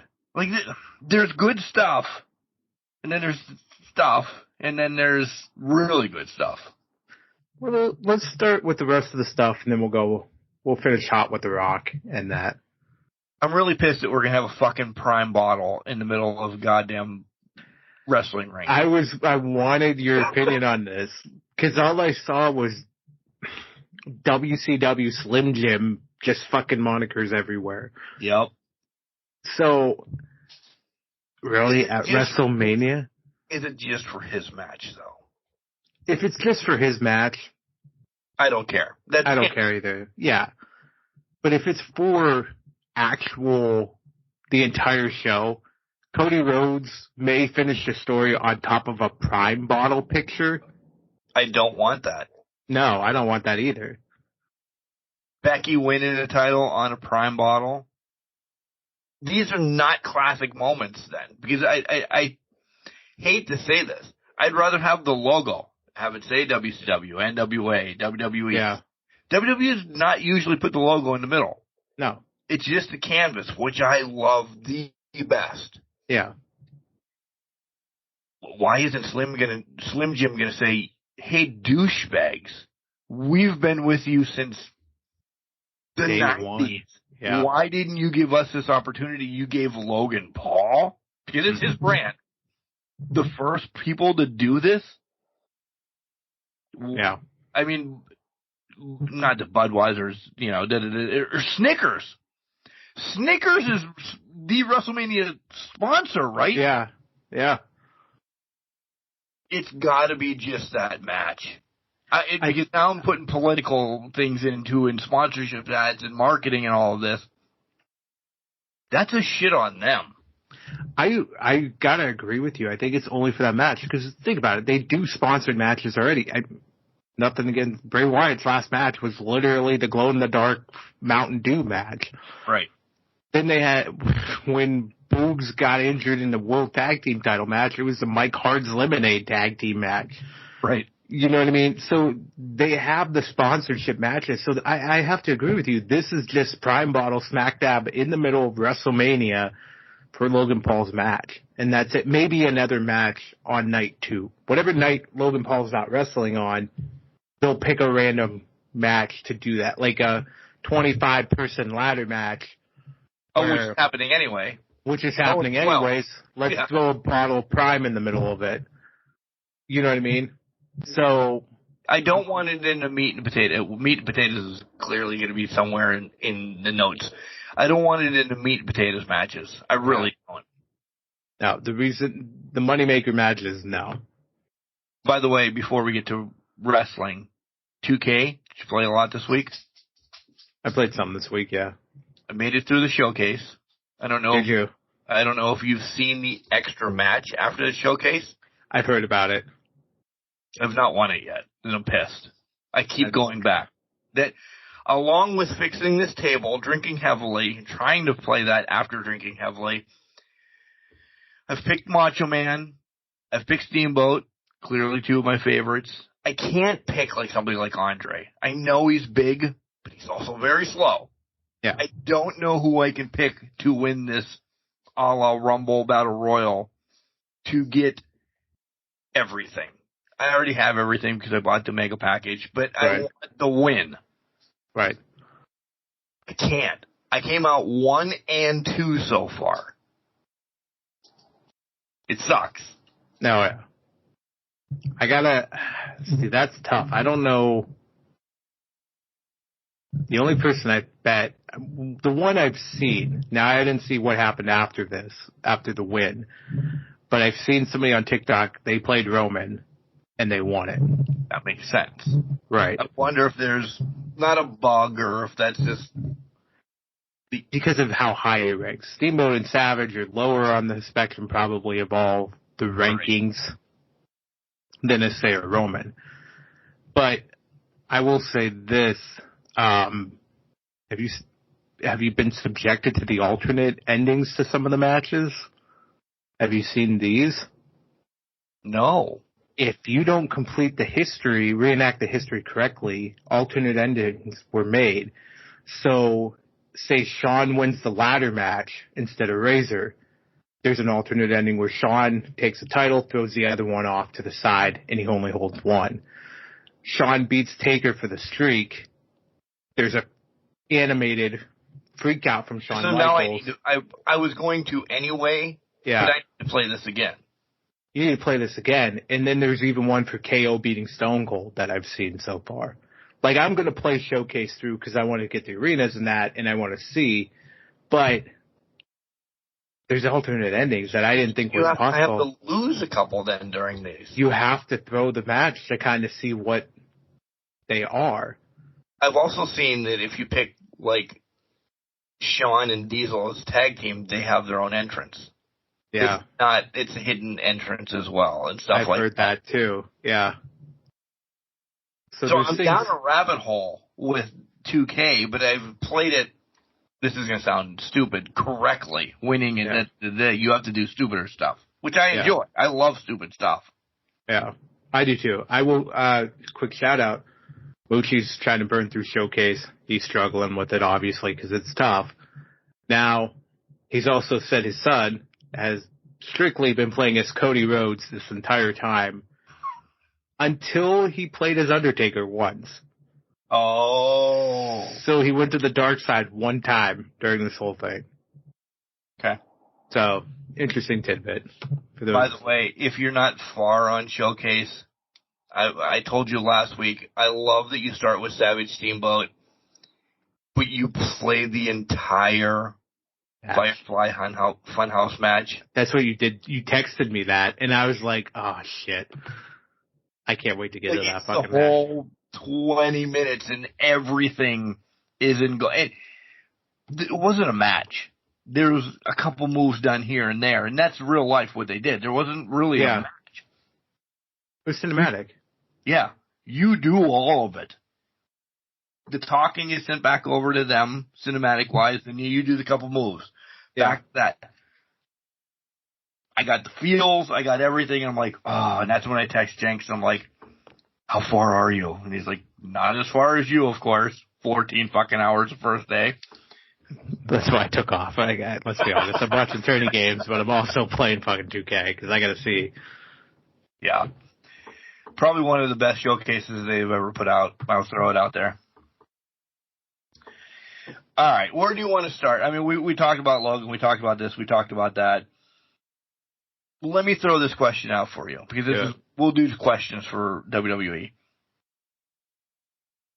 Is Randy winning against Logan? Wouldn't that be a big picture for Logan to be pinned on the Prime bottle? That would be. Let me flip this a little bit for you. Is it a triple threat? You think KO's sliding into it? I think KO's sliding into it. It's still unfinished business with KO. Randy and KO have teamed, but that seems like a very tenuous tag team. Why not make it a triple threat? Why not make it triple threat? Then, if Logan wins, it's over KO, not Randy. They have to revisit this in France. Or if Randy wins, it's over KO. Or if KO wins, it's not going to be over Randy. Randy's not taking it. Randy's not taking a loss. So if KO wins, it's over Logan. Logan wins, it's over KO. Randy wins, he could pick whichever one he wants to beat. The other one's going to be the next match in there. To your point, though, on the logo, that'd be pretty. If they wanted, that would be a visual to see. KO. Randy wins, he could pick whichever one he wants to beat. The other one's going to be the next match in there. To your point, though, on the logo, That'd be pretty. If they wanted, that would be a visual to see. You have, this might get some feathers ruffled. You have the star power of Logan, right? Mm-hmm. You have the legendary of Randy Orton. And I don't care what anybody says. I don't know how much KO is still, I mean, everybody loves him, but he's nowhere near both of those two. Yeah. No right? way. You make it a triple threat. He pins KO. That's Backlash. Mm-hmm. Yeah. Randy doesn't need to be into this. And I'm not knocking on him. This is, we don't have anything for Randy to do at WrestleMania, but Randy's got to be at WrestleMania. Yeah. He's going to look good and he's going to shine. He doesn't need to win this title. No. To win this title, I think let me ask this, because you are definitely more the historian. You'll look something up or anything. Randy's held the U.S. title, right? Is this a title that he hasn't held? This is where I'm going. To say he at least has it once in his career. This would be the perfect opportunity because we both have said, might be time Randy rides into the sunset. Why not throw the title on him? Oh, Randy KO at Backlash. Somehow KO wins it off of Randy. That's a great point. I feel like the only time Randy could have won the United States Championship would have been in that weird 2016 era where they had like Rusev win it and Bobby Roode, and then it was somebody else, and then so I, of course, looked it up. So give me a second here to read through the names. He did have it once. He had it 28 days. He lost it in that, I think it was a fatal four-way. Jinder Mahal won that fatal four-way for the U.S. title. So it's not a title he needs to make him a decorated champion, essentially, then. It is not. He's already had it. So there's no reason Randy Orton needs to win his title. Would we mind if he wins it? No, not at all. We would love it. Absolutely not. But it's insignificant if he does. Exactly. And it's not going to be long if he does.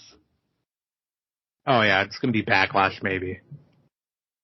So this is a perfect big win for KO. He beating them both. Yeah. I like the triple threat. Yeah. Without pinning Randy, he pins Logan Paul. Then you have Randy KO coming out of that. And Logan can ride off into the sunset for 6 months until they need him for Cleveland. Until we see him in Cleveland. Yeah. By the way, yes, it has been officially announced. SummerSlam is in Cleveland. We're breaking doors and knocking down babies. We're going to get there. If it's just 2 or 3 of us, we're getting there. Exactly. We have some commitments on the books. We have some tentative penciled in commitments. I did look at nosebleeds, trying to figure out what pricing could be. If I look at WrestleMania right now. You don't want to look at pricing. But I looked at pricing. WrestleMania right now, some nosebleeds are running $224 at the cheapest. Yeah. So you still want to make the trip down? The beginning of April? To Philly? You and Kenny Pickett sit in the top row? Yeah, I know. Kenny Pickett needs some friends. He's going to the roughest city in the world for that. What are we going to do with Theory and Waller then at Mania? Like, there's a lot of stuff. Oh, yeah. What are you doing, sir? What's outside that makes you want to just come pillage next to my window? Max has just pushed everybody out of the way looking out the window now. The window. By the way, Max is my dog. If you're just joining us on YouTube, I have Max and Miggy. He's got Bailey and Charlie. Welcome aboard to Can Crushers. They join us every week. Yeah, they are quite vocal. They are the peanut gallery of this show. You brought up the tag team match in WWE, and I put my hands right in front of the camera so you can see me, but I'm excited for this. Yeah. Because let me spin this. All right, spin it. This is a separation of the titles. One team grabs one team grabs the other. Miz and R-Truth are the Raw champions, and whoever's the SmackDown tag champ. Whoever. Could be. This is the separation of the titles that we didn't think. That we've hoped for 8 years, or whatever the hell it's been. Yeah. Yeah, I'm hoping that's the case. I am hoping it is finally the separation of the titles. But will they go that convoluted route, though? Probably not. But why not? It makes more sense. Well, I thought their announcement when they did the joint announcement for the tag team title match was going to be, okay, well, we're going to do night 1 a tag team turmoil match for the Raw titles. Night 2, we're going to do a tag team ladder match for the SmackDown titles. And that's how you separate them. But they didn't do that this time. Because it took us, because they're going to listen to this today and say, oh, shit. Yeah, I don't think they know who's in it yet. Oh, I know 100%. I know they know that R-Truth and Miz is in it. Because we will beat this to a dead horse. They are going to be, as some sort, your next champions. Well, yeah, they just had the match with Damian and R-Truth, so they've already got that piece out of the way. Right. So now it's Miz wasn't there to save him. Save him, exactly. So that piece is out of the way, so now the tag team titles is open. Right. And it's probably going to be Regeneration X, or whatever the fuck they're calling DIY now. Right. That fills in a spot. Theory and Waller. Theory and Waller. I thought they got somebody at one point. Like, there's already a team named. Yes, as you're listening to this, I understand, yes, some stuff happened last night on SmackDown as well. So maybe the Creed brothers, because we said, hey, they're going to be tag team champions at some time. It would be fun to see Pretty Deadly getting beat. They would clearly be beat. They would be the ones beating around. Oh, 100%. They're getting thrown around like nothing. We have 6 teams. We've named Judgment Day and then 5 others. DIY, Miz, Truth, Regeneration X, the Creed brothers. So we need one more. Pretty Deadly. Yeah. That's all the tag teams that are. Oh, Waller and Theory need to fit in there at some point. Waller and Theory would be the great SmackDown representatives. Everybody hates them. Well, exactly. The faces win for Raw and the heels win for SmackDown. Yeah. Yeah. Judgment is officially over then. Maybe. I'm not, you know what, I'm tired of saying that they're going to be officially over when they're not, they never fucking go away. Somehow they're always still around. I just don't know. They've been around for 2.5 years now for some reason. We thought they were only going to be lasting as long as Retribution. Yeah. At one point, they were like, what are they doing with these guys? Because they were big fellows in the company. Right, and I will say this, they finally came into their own late last year, and I think all that previous stuff had hurt them up to that point because they didn't know how to book them. And then once they figured out how to book them, then they got steam, but they'd also had a very sour taste in our mouths from seeing them every week. You know what else has a sour taste in my mouth? What? The Final Testament and Bob and the Prophets. This is going nowhere. It's going to be a 6-man tag at Mania. I clearly, one of the nights. It's going to be the popcorn match of one of the nights. Yeah. You can't build this up enough for me right now to care about it. No. I love Bob. Never cared about the Prophets. Not even saying I'm starting to like them. I love Karrion Kross. I'm happy AOP is back. No way either one of those teams are in the ladder match, by the way. Mm-mm. No. Prophets, I've always liked the Prophets, and AOP I thought was dangerously underappreciated in their initial run. And I think was done a great disservice when they just got rid of Paul Ellering for no fucking reason. Cross is just not coming to his own in WWE because they just don't know how to make him his own in WWE. Agreed. Max. And Max says he should stay in NXT. He should have. And then Lashley is Lashley. He's hanging around. He's still wrestling, but I've never. Shit, but I'm going to be honest. I haven't cared since 2018 when he came back. Lashley's never been my favorite because his matches don't spark that interest in me. Yeah. I get it. So it's like, give me something to bite into with this. And there's nothing to sink your teeth into with it. Now, if they would let the vignettes with Ellerling just talking, or bring Kevin Sullivan back randomly and just let him be the father, the preacher, whatever it is, let them have their spotlight moments, I think I'd be buying into this more. But I don't buy into it now because Cross, he can talk, but he's not that captivating of a conversation. No. They should let Scarlett do more. I agree. Instead of just being in the shot. There. Yeah. Again, NXT carrying Cross with the fall and a prey and her witchcrafty type of things was crazy as shit. That she made the character whole. Yeah. Character's not whole without her doing her shtick around it. Yeah. Agreed. You know what I like? What? And I don't want Damian Priest to cash in on him. I fucking love Drew McIntyre. This week just got me. Yes. I mean, okay, yes, it was fantastic in promo. I'm just confused who he's fighting at this point, because I don't know if he wants to fight Punk or if he wants to fight Rollins at this point. You know what I mean? Is Drew keep it until SummerSlam? And is Drew Punk? I think it's Drew Punk. I think it has to be. Dude, as much as he's calling him out, he's right. He is keeping CM Punk more relevant than any podcast or anything out there. Yeah. WWE's not even talking about CM Punk. No, because McIntyre's doing a perfect job of it.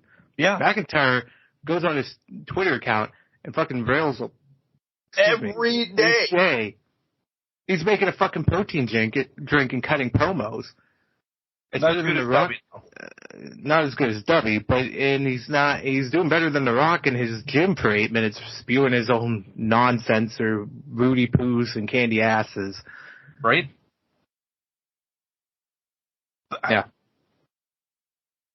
Does Priest has to cash in at WrestleMania again? I'm going to continue to beat this to a dead horse until I don't think Priest wins when he cashes in.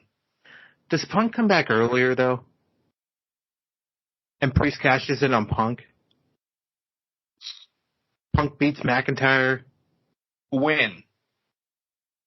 Backlash? Not that early. Money in the Bank. Well, then that's a tough sell. That's what I'm telling you. Yeah. Because what do you do there? How do you do that? When's the line for the cash in? Is it the end of the night, or is it the time the bell rings and the new Money in the Bank holder is named? We have WrestleMania.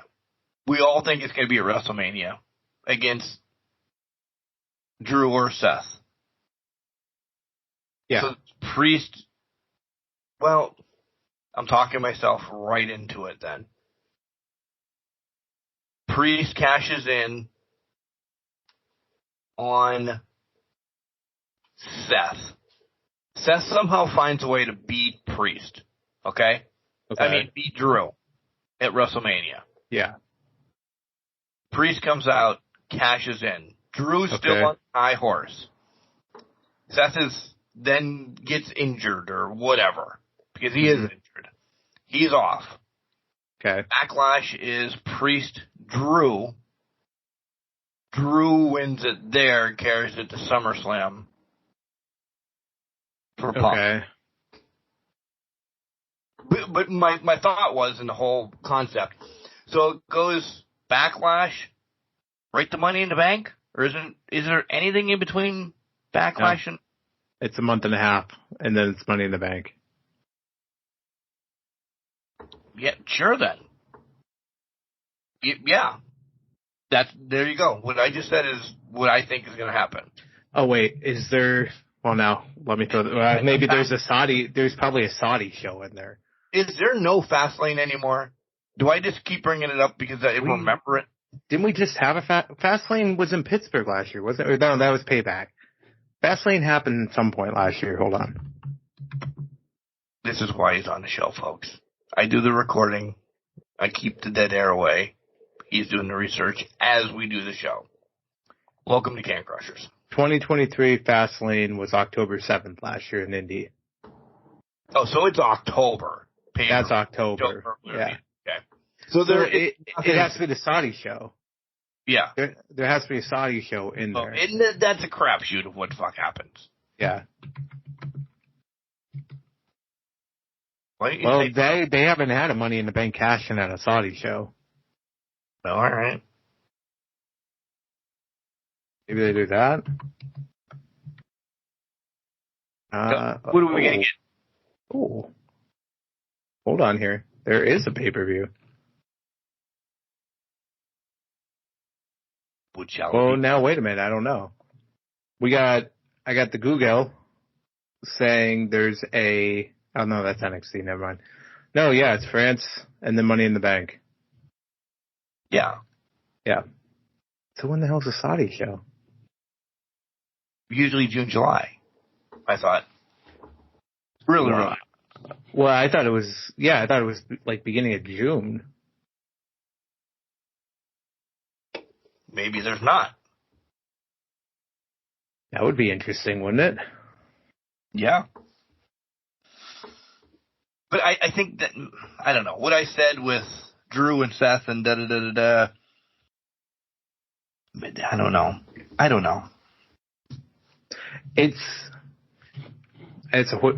don't, you know what? We have to say I don't know because we don't know.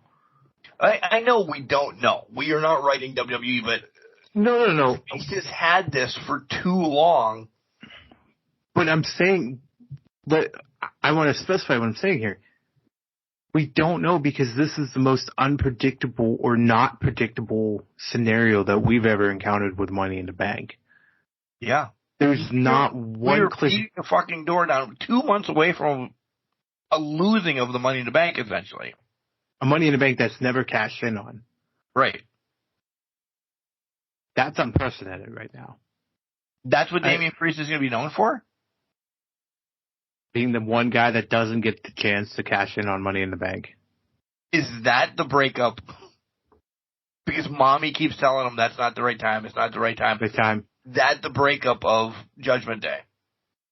This sounds horrible now that I'm thinking of it, but has Mommy been doing that so he doesn't cash it in? So she's only the world champion in Judgment Day. They're tag team champions. I understand that, but that breakup comes then because he forgot to fucking cash it in. He didn't cash it in because he kept listening. And this is where the leadership struggle comes in because maybe he's getting frustrated knowing he can't cash in yet. There's only been one time where they've seemed to all sign off on when he could cash in. And Randy Orton walked out. Could cash in because Seth was injured then too. Yeah. He's been put under the Coles, essentially. Mm-hmm. Not the Michael Cole, but a Cole. Yeah. He's been screwed out of his Money in the Bank in this year. 100%. Because the time to pull the trigger would have been last fall for a hot second and then give it back to Seth and we're back where we are now. So by SummerSlam, is Damian Priest going to be one of the bigger faces in WWE? I hope not. He's not built to be a face. No, he's a heel. Right. You can turn Finn face. You can turn Rhea back. She's Rhea's face. I don't care what anybody says. Everybody loves her. Rhea defies the... Yeah, she's the Stone Cold. And everybody knows what we mean by that. Dom's a bastard the rest of his life. Unless he has to save his dad from being eaten by Jaws or something. Here's the thing. Dom is going to be hated until he's loved, and he's already starting to be loved. Right. I agree. We love it's just this shtick that he gets booed. Yeah. Got booed at his own goddamn wedding, which congratulations on. Yeah. 2 weeks ago that we forgot to tell you last week. Yeah. Love you, Dom. But he got booed at his own wedding, so I mean, he's living his gimmick. Becky Lynch and Liv Morgan, great match. Oh. First time in 2 years. I don't Burn know. it down. Yeah. Unbelievable match. Oh, fucking fantastic. This is what we wanted. Liv coming out of her shell from the injury return. I can't wait until the full heel turn of her. Mm-hmm. It's coming. This is the Backlash. This is probably the Backlash match. Yeah, if they don't revisit Rhea Becky again. I know they always sprinkle some rematches right off the bat, but I think that's too big of a match. Well, to that point, if they do the draft in April, correct, Rhea gets drafted. Rhea gets drafted to SmackDown. We don't worry about it. Right. That's the breakup of Judgment Day too. Yeah. Half goes SmackDown, half stay on Raw. Tag titles are off them. Yep. Tag titles are off. All titles are off of them. You can scrap whatever you're doing. Rhea and Dom go to SmackDown. Damian, Finn stay on Raw. Yep. We already talked about the 5-man, 6-pack, 7-man match, the ladder match. Do we think JD and Dom are also in this match? Oh, that's a good point. They could, because then can we save the Judgment Day titles, or maybe kind of getting a little bit of a tiff to allow R-Truth to run up and or whatever other tag we mentioned. Yeah, I could see that. Wouldn't that be some shit if, to your point, you break up the Raw and SmackDown titles that way? Dom takes it for his team, Priest takes it for his team, and that's how they separated along Judgment Day lines. All right with that, too. I will be pissed, though, if Miz and R-Truth don't get a title for a night. They need a Zack Ryder treatment. Yeah, they do. They do. What did you think of the whole Candice, Indy, Ivy, Maxine? It was coming. I was hoping this would come out. Indy is not a heel to me, it just doesn't scream heel, but Candice just berating Maxine in a corner. Basically, run up her dead brother. Yeah. Just berating her and just making her feel bad, that's fucking next level. I'm here for it, to be honest, because it's using the heat she was getting from the fans who booed her out of the live event, taking it, putting it on TV, and then pushing it forward. You know, and Candice is good at doing that. She did it in NXT to an extent. She's the right person to kind of turn that knob. I also think it gives Candice a whole new a little bit of light. It does. The light shines a little bit on Indy too because she's with them. Yeah. Is this the way that Maxine's character changes? Because let me throw a reference to this. We also saw, as much as I don't care as anybody says, there was already a character change from Chad Gable with that promo. Mm-hmm. Alpha Academy's done. Alpha Academy's blowing up before Judgment Day blows up. Oh yeah. Because I think they realized with Chad, he has to get away from that and just be the straight shooter wrestler. Yeah. I wouldn't be shocked if it's Sammy and Chad at Backlash. And I know we're talking. But as I watched it, go ahead. Because I'm jumping all over. I'm bringing it back because I'm going to say maybe it's not a triple threat for the U.S. title, but maybe it's a triple threat for the Intercontinental title. Because this brings us right back to where we began and how you get that title off of Gunther. Chad's shoulders went on the mat.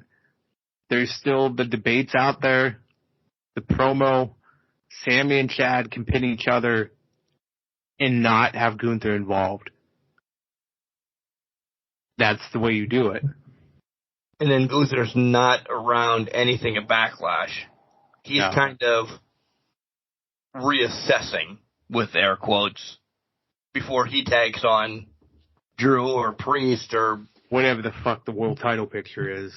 Wherever he's drafted. Yeah. This story might not be... The story was long, but the ending could be quicker. Quick. Yeah. Cody doesn't need a title. Let's just fucking throw that out there. Neither does Gunther. But Gunther needs the world title to solidify himself. Right. Cody doesn't. No.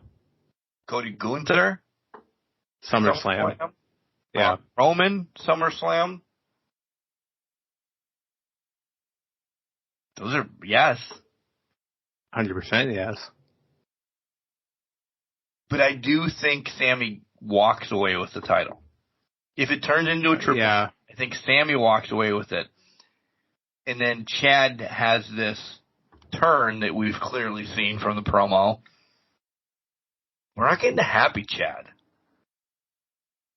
We're getting like Dean Malenko bastard Chad. We're getting what should have been Kurt Angle's illegitimate child Chad. Yeah. Yeah. Straight up 04 through, or 05 through 06 WWE. As I watched the Gauntlet match, we love Gunther. He's done so much. I sat and thought, man, a nice story between Chad and Sammy would be, it could fill up 2 pay-per-views. I don't care if you throw Bronson in there. I'm not on Shinsuke anymore. I'm off. But I'm like, there's more for this IC title than Gunther right now.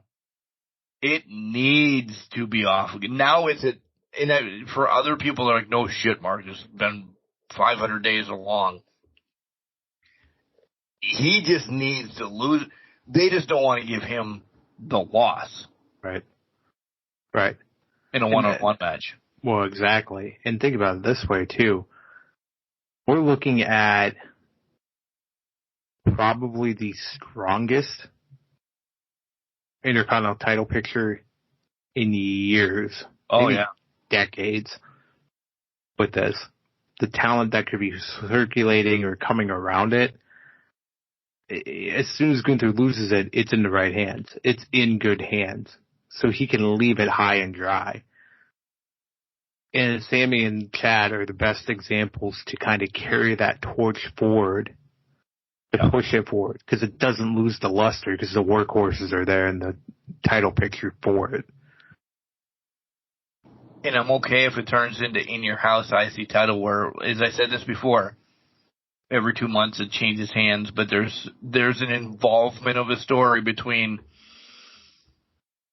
Ricochet and Sammy, to Chad, back to Ricochet, to Bronson, and it just turns into SummerSlam, throw in the fucking ladder, and let the 6 guys cook.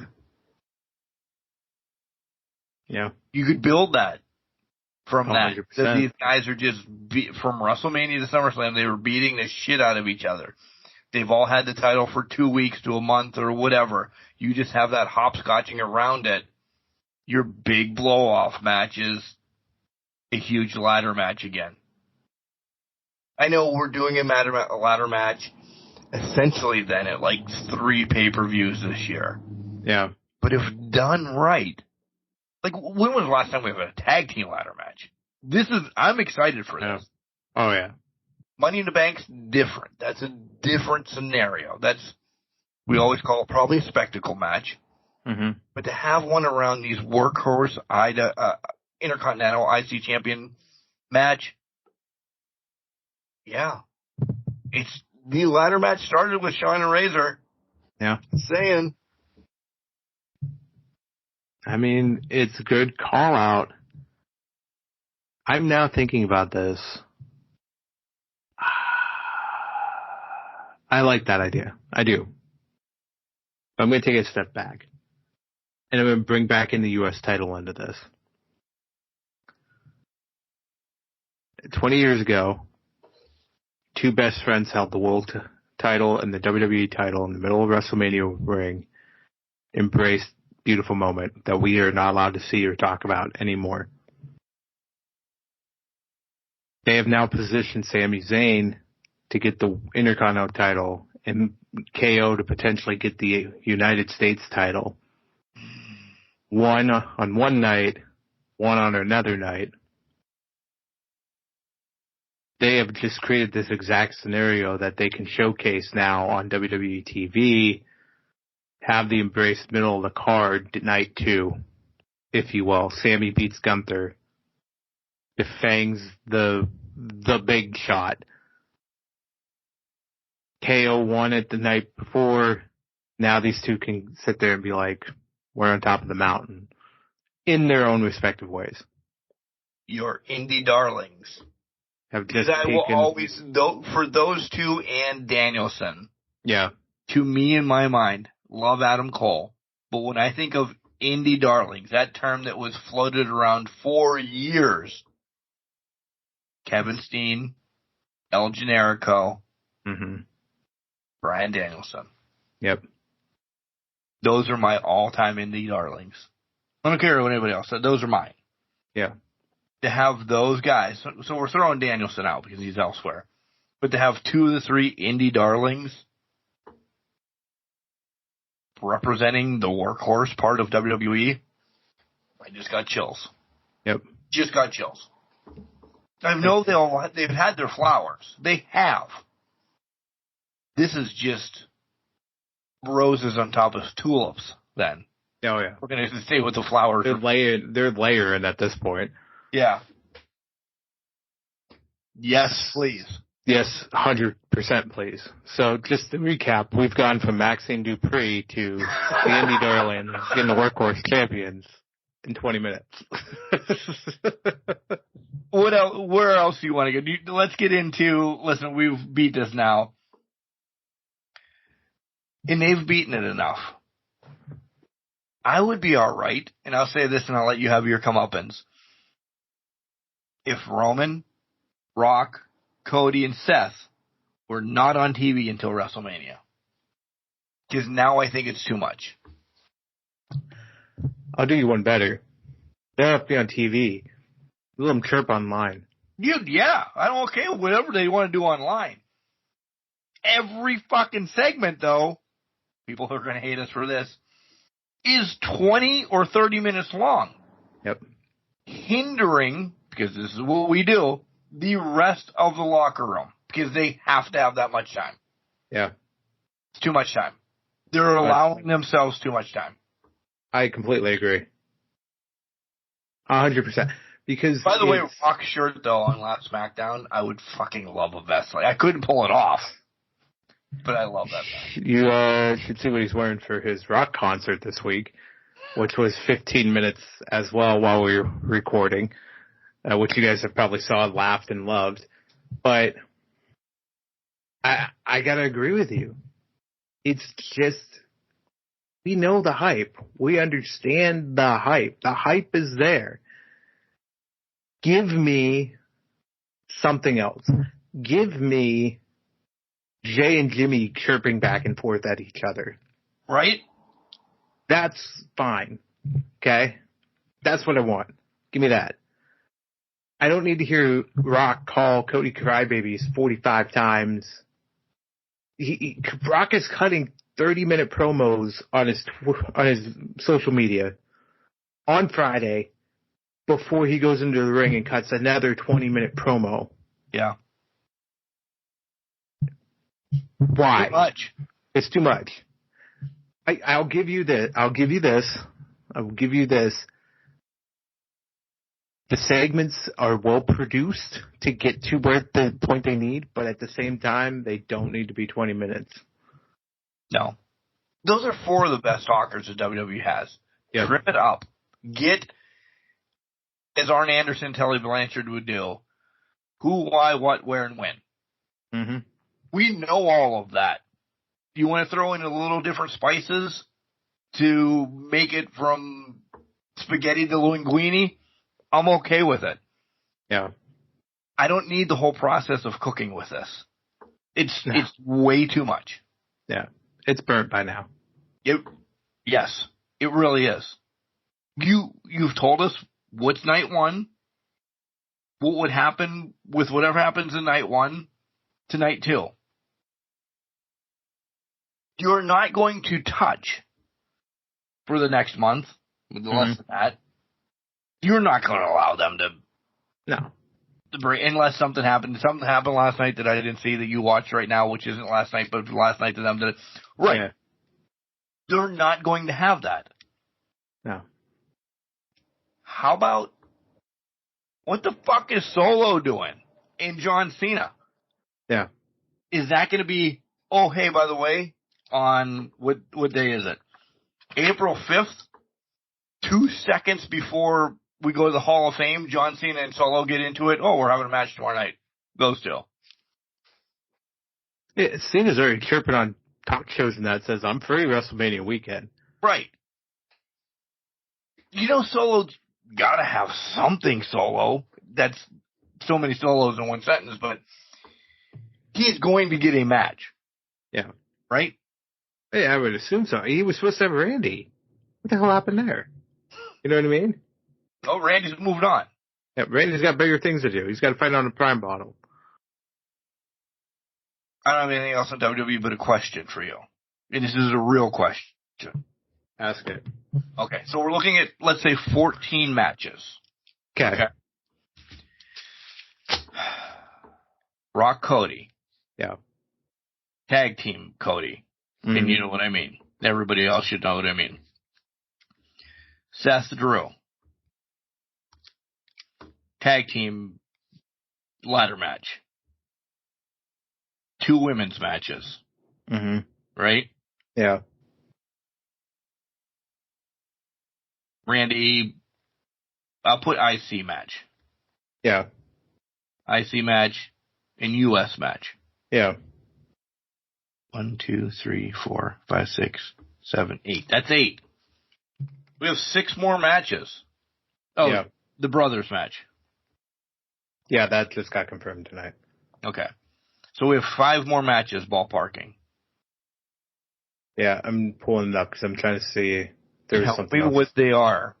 Tell me why I want to watch these next 5 matches. Oh, 100%. Why would I care what those other matches are coming up? They've only announced 4, 5. Right. I know 6. They won't. Okay, yeah, we named all of them. So you're going 7 matches a night. You gotta go 7 night. So what is it? Yeah. So what are the matches? Why do you care? What are they? Who are they? All the titles are spoken for. So I'm going to throw this out there because it was a fun thing that somebody threw out there. Do you think WWE spites AEW and does a Meat Madness match? Ivar, Bronson, Otis.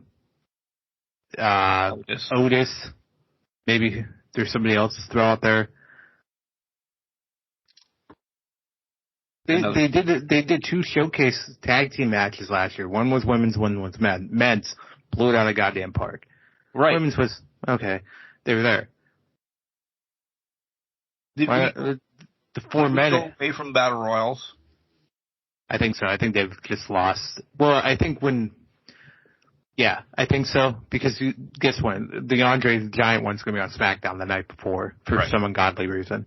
But I think why not throw those 4 guys? Ivar and Okay, so I'm going to put Meat Madness so we know. We'll put Meat Madness because I'm going to just say this. Ivar and Bronson, we've seen them have a fucking...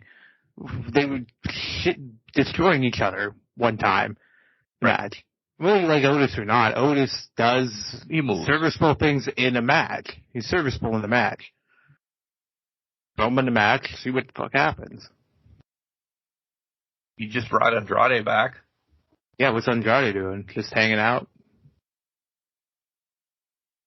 I'm going to stir the pot. WrestleMania weekend, we're only getting 2 women's matches? I would agree. What was the other women's match? Why can't Kabuki defend it against somebody? Oh, wait, we just had their number 1 fucking contender match against Shayna and Zoe. Yeah. So who are we building up in 2 weeks to say, oh, they're going to take on the Kabuki Warriors and lose anyway? Right. No one. Do we know? Because there's no other tag teams. Why are they not putting Tiffy time on WrestleMania? Right? Why is... Yeah. Where are you building her? Fatal Four-Way Women's Showcase. Oh, wait. And I'm not saying stole in a bad way. Good Jade Cargill. Yeah. Did big things at Royal Rumble. Pulled her from Elimination Chamber. You clearly shifted gears with Bianca now. Oh, well, she's not in the card either, is she? Yeah, where's Bianca at? Is that 2 other matches? Is Bianca... Or is Jade Dia 1 match? Or is Bianca Jade 1 match and then Tiffy faces somebody? Are we building... And this is my point. Are we building these clearly mid-card matches in 2 weeks? And are we going to have enough that they're going to be complete filler matches? We know the main events of every night. Yeah. It could be. So Seth has to wrestle twice in one night, or he's opening right after he closes. Mm-hmm. Right? Yeah. Well, I think we talked about this. I know we did. But No. Listen, I think we talked about this, but The Rock's running around saying, I'm your boss. I'm going to make you defend your title beginning of the night so that you're clearly injured or beat up by the night's end. Yeah. I know. I don't know what she's listening to up there, but it's blasting. It was the Rock concert. It's Taylor Swift is what it is. That's the only thing it plays. Listen, I'm just saying The Rock had his concert while we were recording, so. Yeah. I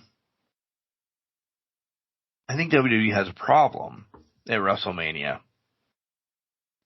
I don't think they defend the tag team titles. They don't have anybody, the women's, I mean, to defend against. You don't get Tiffy Stratton on the card. That's a disservice to her because you're pushing her on everything. Mm-hmm. We're going to forget about Jade quickly. Is that so we pop for her when she comes out night after WrestleMania? To do what? Hang out? Start building her WWE resume that's half built with what she did at Royal Rumble? Like, she had huge moments at Royal Rumble.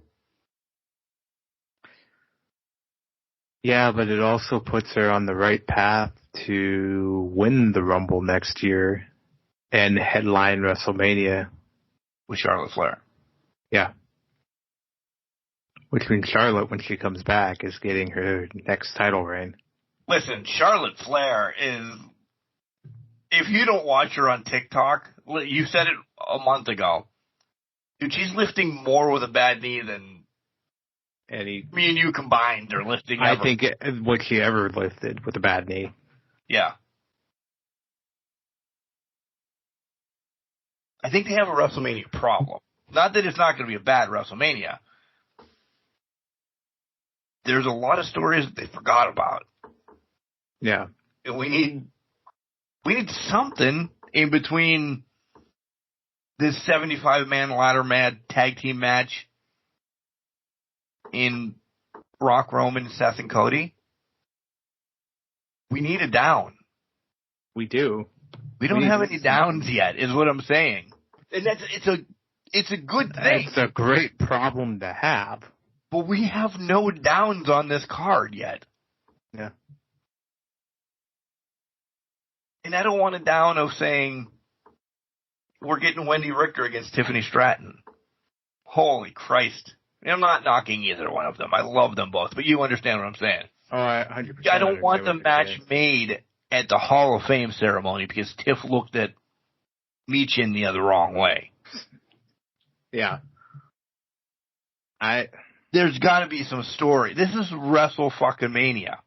That's what they should call it from on, by the way. It should be Wrestle fucking Mania. There needs to be at least a little bit of a story in these mid-card matches. Yeah. They don't have enough time sometime to build them now. It's true. They put themselves into a corner. But I think you bring up a great problem that they have. And then in terms of it's a big problem they have. But they're also in a position where they have probably some of the better storytellers to fill it, so they don't need the time to book it. Right. I get it. I get it. It's just me being me. Well, no, I agree, and I'm just saying, I'm throwing it out there as it's something to consider. You know what I mean? We don't have any shtick matches yet. You know, Johnny Knoxville against Sami Zayn. We don't have a haircut match yet or anything. We have no comic yet. No.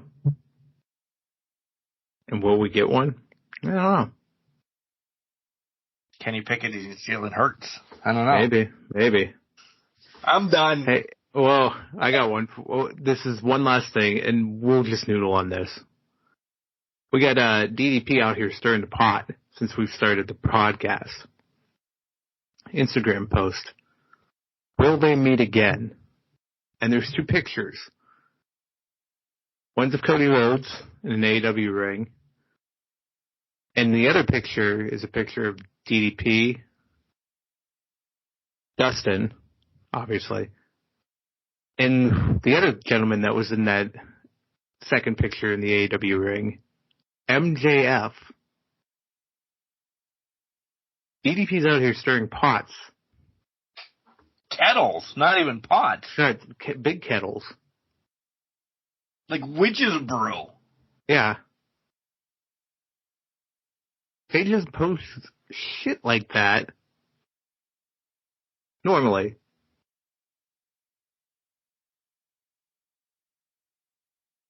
Is MJF? Did it happen? Did it? Clearly we have to do some research for next week's show. I think we might have to.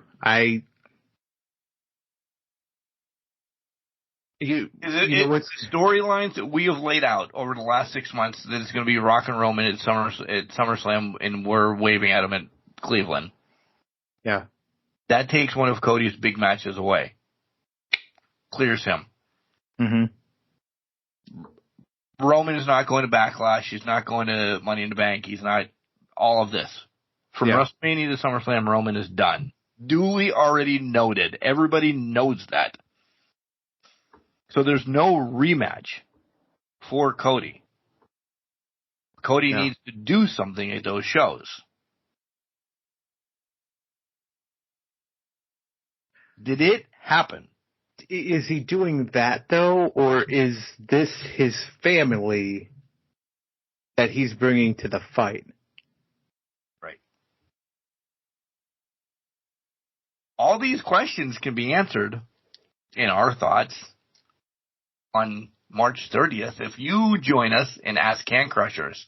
CanCrusher69@gmail.com or DM any of our social medias, which is Facebook, Instagram, or Twitter, or call 814-299-6687. My mind has been blown because I'm like, maybe that's why they didn't pursue Ospreay in Okada as seriously. But to Mark's point, call us, send us an email, but we want to hear your voices. We want you on the podcast. Give us the call.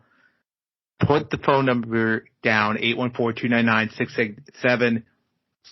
Make us talk about it. Make us speculate. Make us work. Just bring it.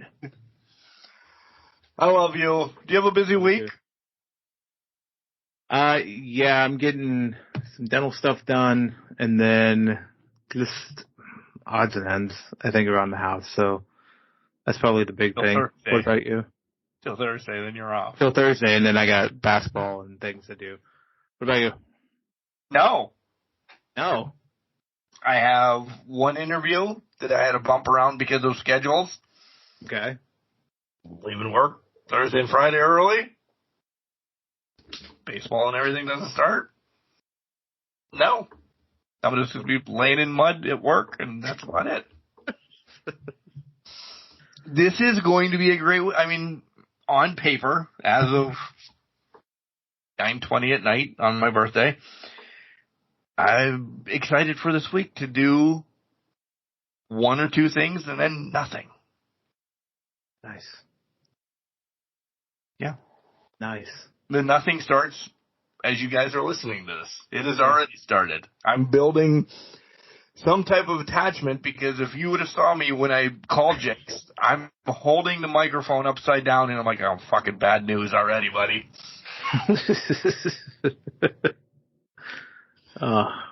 Remember, just because you're trash doesn't mean you can't do great things.